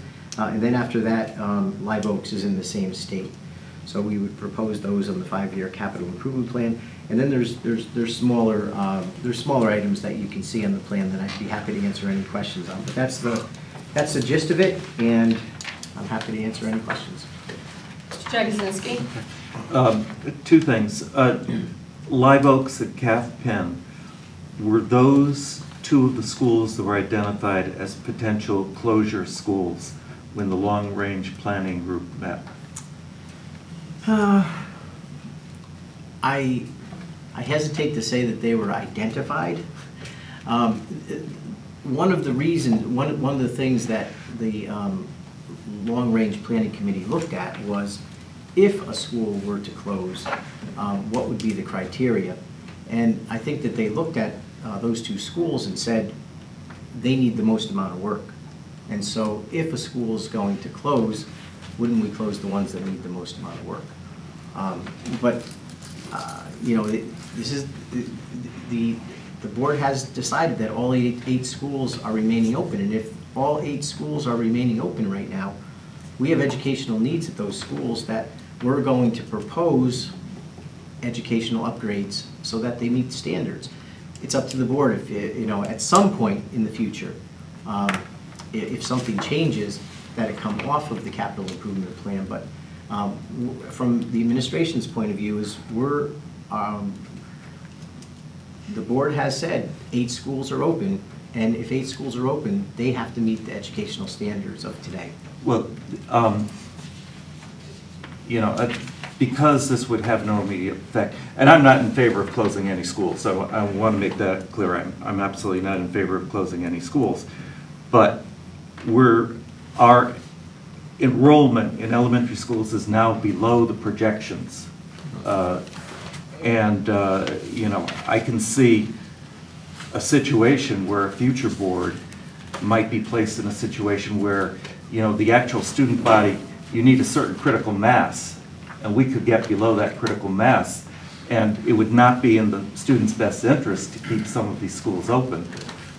You know, making a major commitment, knowing that that could just be a few years from now, you know, troubles me. But like I say, you know, it's not something I don't think we have to deal with now. Correct, and that's the beauty of a 5-year plan. Right. It's not, you're not making a major commitment to anything at this time. Right. And really, you can't. It's up to the mayor. Yeah, well, yeah, but we kick it off if we don't put it on the list. He's not going to say spend money. Yeah. I'm pretty sure. The other thing I had was we're proposing adding the 6 additional pre-K classes to Pumpkin Delight. Does this mean we're expanding our pre-K program? Well, I think Ms. Swift could speak to this, but I think some of it is that it would give us greater flexibility in as far as where to put pre-K classrooms. It would also enable us to have pre-K classrooms with bathrooms, which we have a number of children who are in pre-K classrooms, and it's a long haul down to the bathroom when you're talking about 3- and 4-year-olds. So there's that piece. And the truth of the matter is, Pumpkin, I believe, has the least number of pre-Ks, or just about. So it would enable them to have more. So it was to give greater flexibility, and there has been an increase somewhat in the last 3 years anyways in pre-K classrooms. We've had to expand in that area most of all, opening up new pre-K classrooms across the last few years. And I would say our needs are greatest on the west side of town, and oftentimes we're transporting the kids from the west side of town to either central or the east side of town to get to the pre-K classes that we have across the district. So it would be a very smart location for pre-K classrooms, along with the Family Resource Center that was located at Pumpkin Delight once upon a time, and it was well used in that area, and it would be great to get it back there as well. So I had that question too. So we're talking in terms of special education pre-K classes?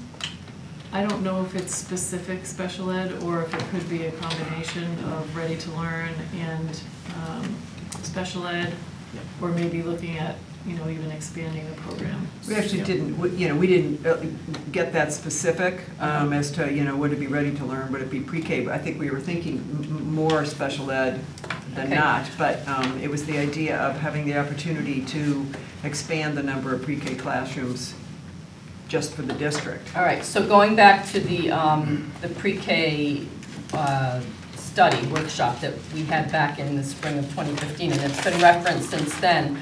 The board has not had any discussion about expansion of pre-K, regular pre-K, and I think that's something, so again, this is just,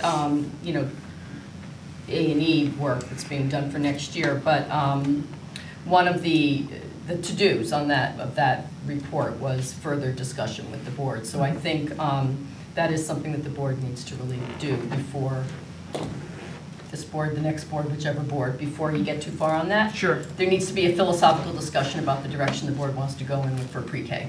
Right, for and I think traditional also pre-K. to hear also, the expansion of pre-K that Ms. Swift just spoke about, because I believe that next year we may very well need another pre-K classroom. Well, special ed is one thing, because we have no choice. We have to have the special ed pre-K classes. Correct, but I think ready to learn or traditional pre-K is something different. Oh, right, absolutely. And before there's any expansion of that, correct, I think we need to have more discussion as a board. Absolutely.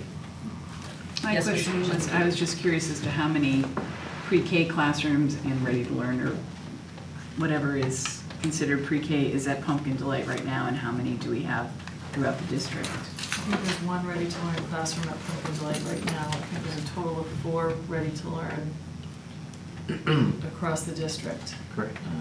And then special ed pre-K, there's 8 classes, and we have actually 7 classes of combined students, typical and students with special needs, and then we have 2 autism classes. And then we have the pre-K 5 class as well. And then our primary development isn't quite kindergarten and it isn't quite pre-K. It fits right in the middle.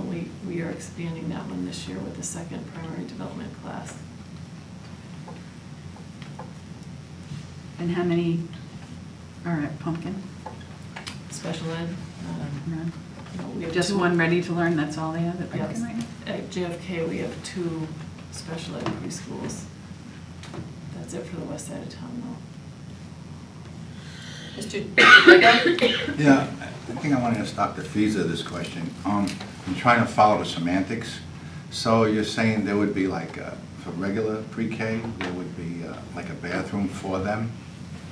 Is that what we're saying? Truthfully, the new regulations for pre-K require a bathroom. Actually, they No, require... I mean, would it be like in the classroom instead of what? Well, it depends. I mean, you could have one in the individual classrooms, or sometimes you have a bathroom that goes between 2 classrooms, so 2 classrooms share the same. Like the old okay. kindergarten. No, because, I don't know if I told you this story before, but I was teaching pre-K for long term, and my first day, I had to take them to the men's room.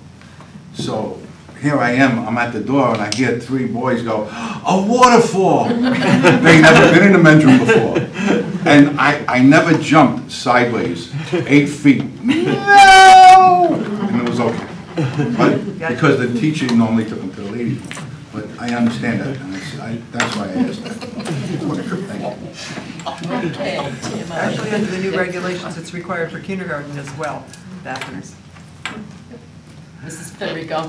Thank you.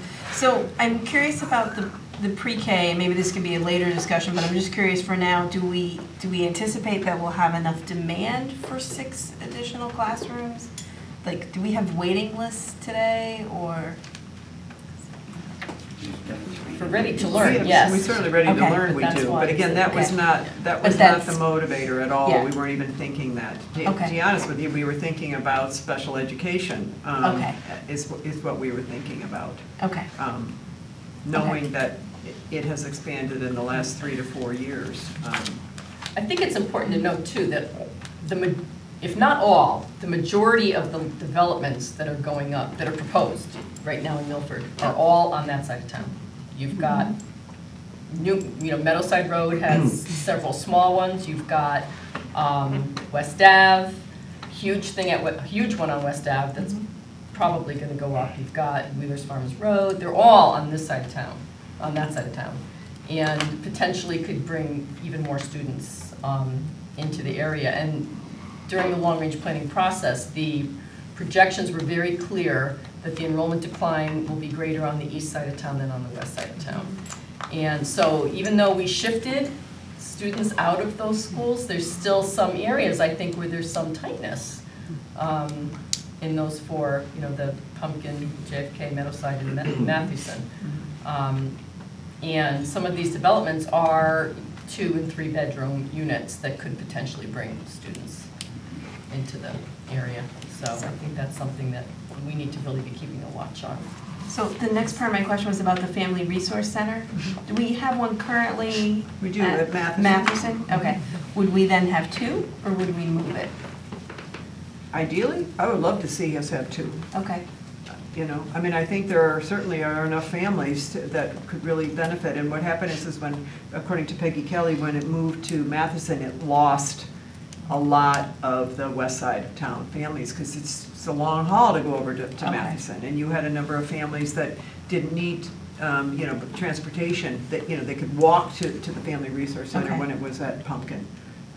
So there would be it's not that I want to see, you know, one shut down. It's the idea of adding another Family Resource Center because I think it could be really valuable and will serve well the community. Okay. Okay. And then I have a question on the athletic facilities.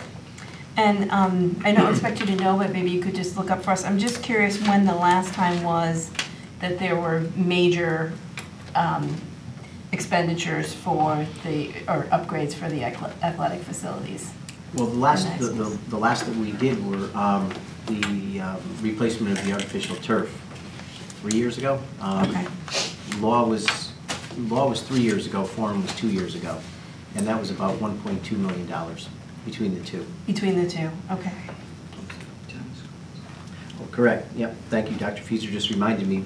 Both schools also got new tennis courts, and that was probably about the same time period, 3 years ago and 2 years ago. Gregory? Please correct me if I'm wrong, but I think I remember in the budget we approved there being specific line items for some of the things you just mentioned that are in the proposed capital improvement plan, specifically the long jump pits were line items in our approved budget. They were, because they're in such bad shape, they needed to be repaired this year, just to be able to do the, but they were just temporarily patched. They're not completely redone.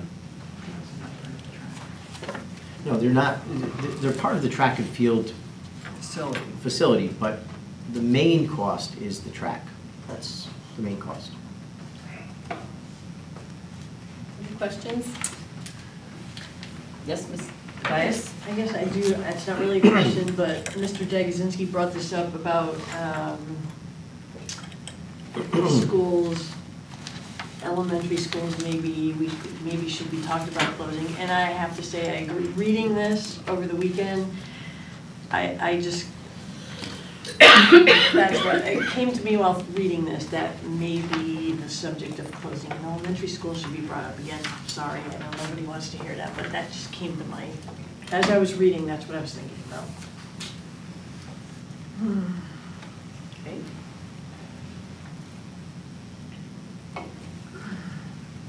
Ms. Skrzynski? Just a question more on process. So if, let's say, Pumpkin Delight, which would be a major project, gets approved, goes to, when will there be RFPs going out to architecture firms and for these projects, and when does that happen? If the mayor includes it in his capital improvement plan, and then if he includes it in his bond authorization requests, that normally takes place in January, February, and then the Board of Aldermen would assign it to the Permanent School Facilities Building Committee at that time. Once there's money attached to it, it goes to Permanent School Facilities, and then it will be up to the committee to decide whether they're going to go out for RFP for architect or whether they're going to hire one of the ones that are already on staff. Okay. when you apply for state reimbursement, the state reimbursement process says the city turns it over to a committee who will manage the project from start to finish. And that's when it goes. Correct. The committee decides, so that wouldn't be till next Right, at least. winter, spring. Yeah, at least February or March of next year. And the mayor typically approves puts his plan together when? It goes, he's been sending it, there's really no time frame, but I think his time frame has been around Thanksgiving and Christmas. But he wants it from us now. Right, yeah. Correct. So we wouldn't even know if any of this is on his plan until November or December. Correct. Mr. Hagedorn? Thank you. On that also, with them approving the state reimbursement for that, if we do put the money into there and then we have to close the school, we have to pay some of that money back, correct? Correct. So shouldn't we be doing some sort of long-range plan projecting on our enrollment before we go ahead in some of these? I mean, it's just, that's the wise thing to do. Well, the calf pen and the live oaks pieces are way down on the list. Yes, that's are down on the list. You know, I think, I mean, we already did a long-range plan and the board already made its decision. So, you know, if a majority of board members wants to reopen, you know, have another long-range plan, you know, we do what the majority of board members want to do, but it really has already been addressed. How many years ago was that? It was, no, it was, we voted on it in 2013. I think. That was 4 years ago. When did it start or when did it finish? Because it spanned a couple of years. It spanned a couple of years, yes. So Finished. it was finished in 2014 it was finished, 2012, 2014. We really kicked it off around 2007. So 3 years. It's a 3-year project. That decision, that would be my recommendation is that the next board, that should be a topic of discussion for the next board.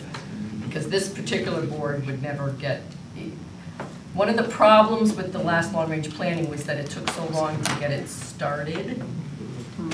I was teaching at the time. That it spanned 2 different boards and that was a huge problem. So I would not suggest that this board at this time takes something like that up because it will never get done.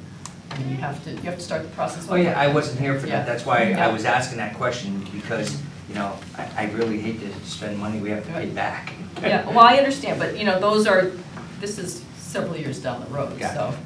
And I know, my personal opinion is that the west side of town could not sustain an additional closing of a school anyway, so Pumpkin Delight would, and I would, if I was making any decision, I would never consider closing Pumpkin Delight because. I was saying, Right, so we're looking, you know, the other 2. yep, yeah, Pumpkin has the most property too, so. It does, to but expand it's, it, with Simon Lake having been closed, you really cannot close another school right in that same vicinity. Mr. Whiskeyman? For planning purposes, I know your Eels Hill complex is 5 years out. Those buildings are already in very bad shape, and I think they're about to collapse. And I'm thinking that for planning purposes, we should accelerate at least the demolition portion of Eels Hill, so that we don't have a nuisance up there and possibly a blighted site, which I think would not be welcomed by the area. So, We actually don't store anything of value up there anymore. But I'm just saying the buildings are still there, They are. and they're in very bad shape. They are. And I would hate to see somebody get hurt or, and they're just an eyesore. So I'm just thinking for planning purposes, we should consider taking out the demolition piece and moving it forward, so at least they're out of the way, and that aspect of that project is done sooner rather than later. Just so from planning purposes, that was my thought there for that piece. I appreciate your comments, and we will move that forward, because in past years, we've heard leave it right where it is. We're not gonna build a shed up there, so. But I appreciate your comments, and so we will move it forward. I'm a little concerned about the safety aspect of that too, that's all. Yep. All right. All right, any other questions, comments? All right, Mrs. Vice, you have a motion. Yeah, I have a motion that the Milford Board of Ed approves the 2017-2022 capital improvement plan and forward the plan to the mayor for consideration and funding. There's a second? Second. Any further discussion? Yes, Dr. Gregory? My concern is still with the line items from the proposed budget from the board. We approved a budget that has line items that appear to overlap this. Okay. So my understanding was that the budget addressed repair versus replace, Correct. so to speak, and the CIP would replace. It would, and if we put in a permanent long jump pit, and I'm just not even sure whether it's the long jump pit or the high jump runway, or if we put that in with board money, we wouldn't take it out again and spend it over again. You know, if we put it in, we put it in. Okay. All right, your concerns noted. Yes, Ms. Federico? I just have a question regarding Mr. Whiskeyman's comment. If we approve this as is, how will that demolition piece get moved up? Is that? It won't this year. It won't, okay. No, and actually, to be honest with you, I don't know that just the demolition of it would qualify for capital improvement plan. Okay. I mean, generally it's $100,000 or more. Demolition is usually it's not a capital improvement, it's a maintenance thing, so. Okay. But we'll consider the comments. Okay. Okay. Any other questions or comments? Seeing none, all in favor? Aye. Opposed? Aye. Motion carries 9 yes, 1 no.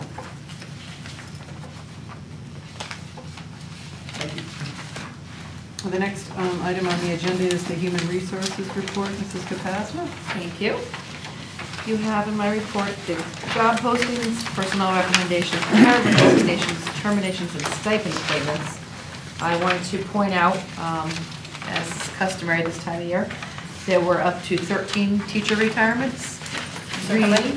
13. 3 of which, as I mentioned before, already occurred in the fall. So different calculation when we're looking at the retirement turnover savings, but and with 10 occurring at the end of June. Any questions for Mrs. Kapazna? Mrs. Krasinski? I just have a question on the lunch aids for the middle schools. Are those 3 new lunch aids? Are those for next year? Are those? And the postings? Yeah. The current lunch aids reapply each year, so those are for next year. Okay. Yeah. Although there is a need sometimes throughout the year at elementary and middle schools. Yeah, I just I those all 3, there were 3 random, at all 3, so I was Yep. curious. Definitely. Any other questions for Mrs. Kapazna? Thank you. And the last item is the disbursement report. Mr. Ricciardelli.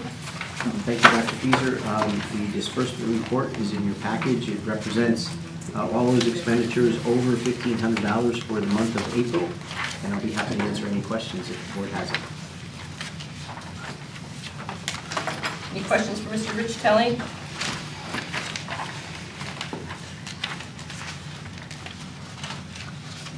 Okay, seeing none. Move on to consent agenda. Mr. Bias, a motion.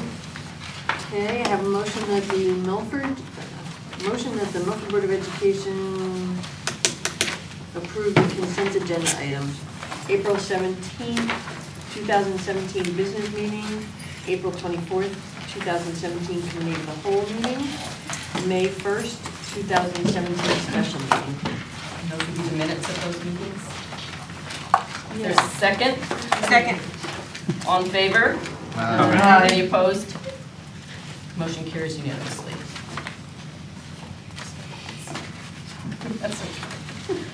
Okay, we had no unfinished business, no new business. Board comment? Public comment. Yes, Mr. Bias? I thought our two presentations tonight were very good. I enjoyed them all. And I learned something. I'm not sure I'm a happy roller now.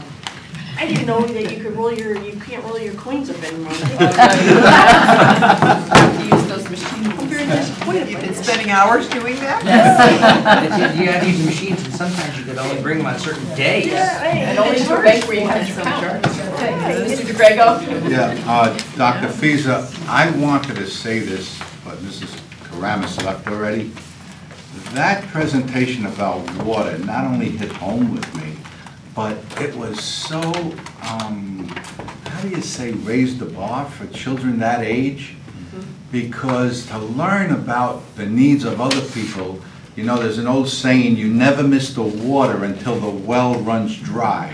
And for them to be talking about something that kids in high school would probably deal with in current events.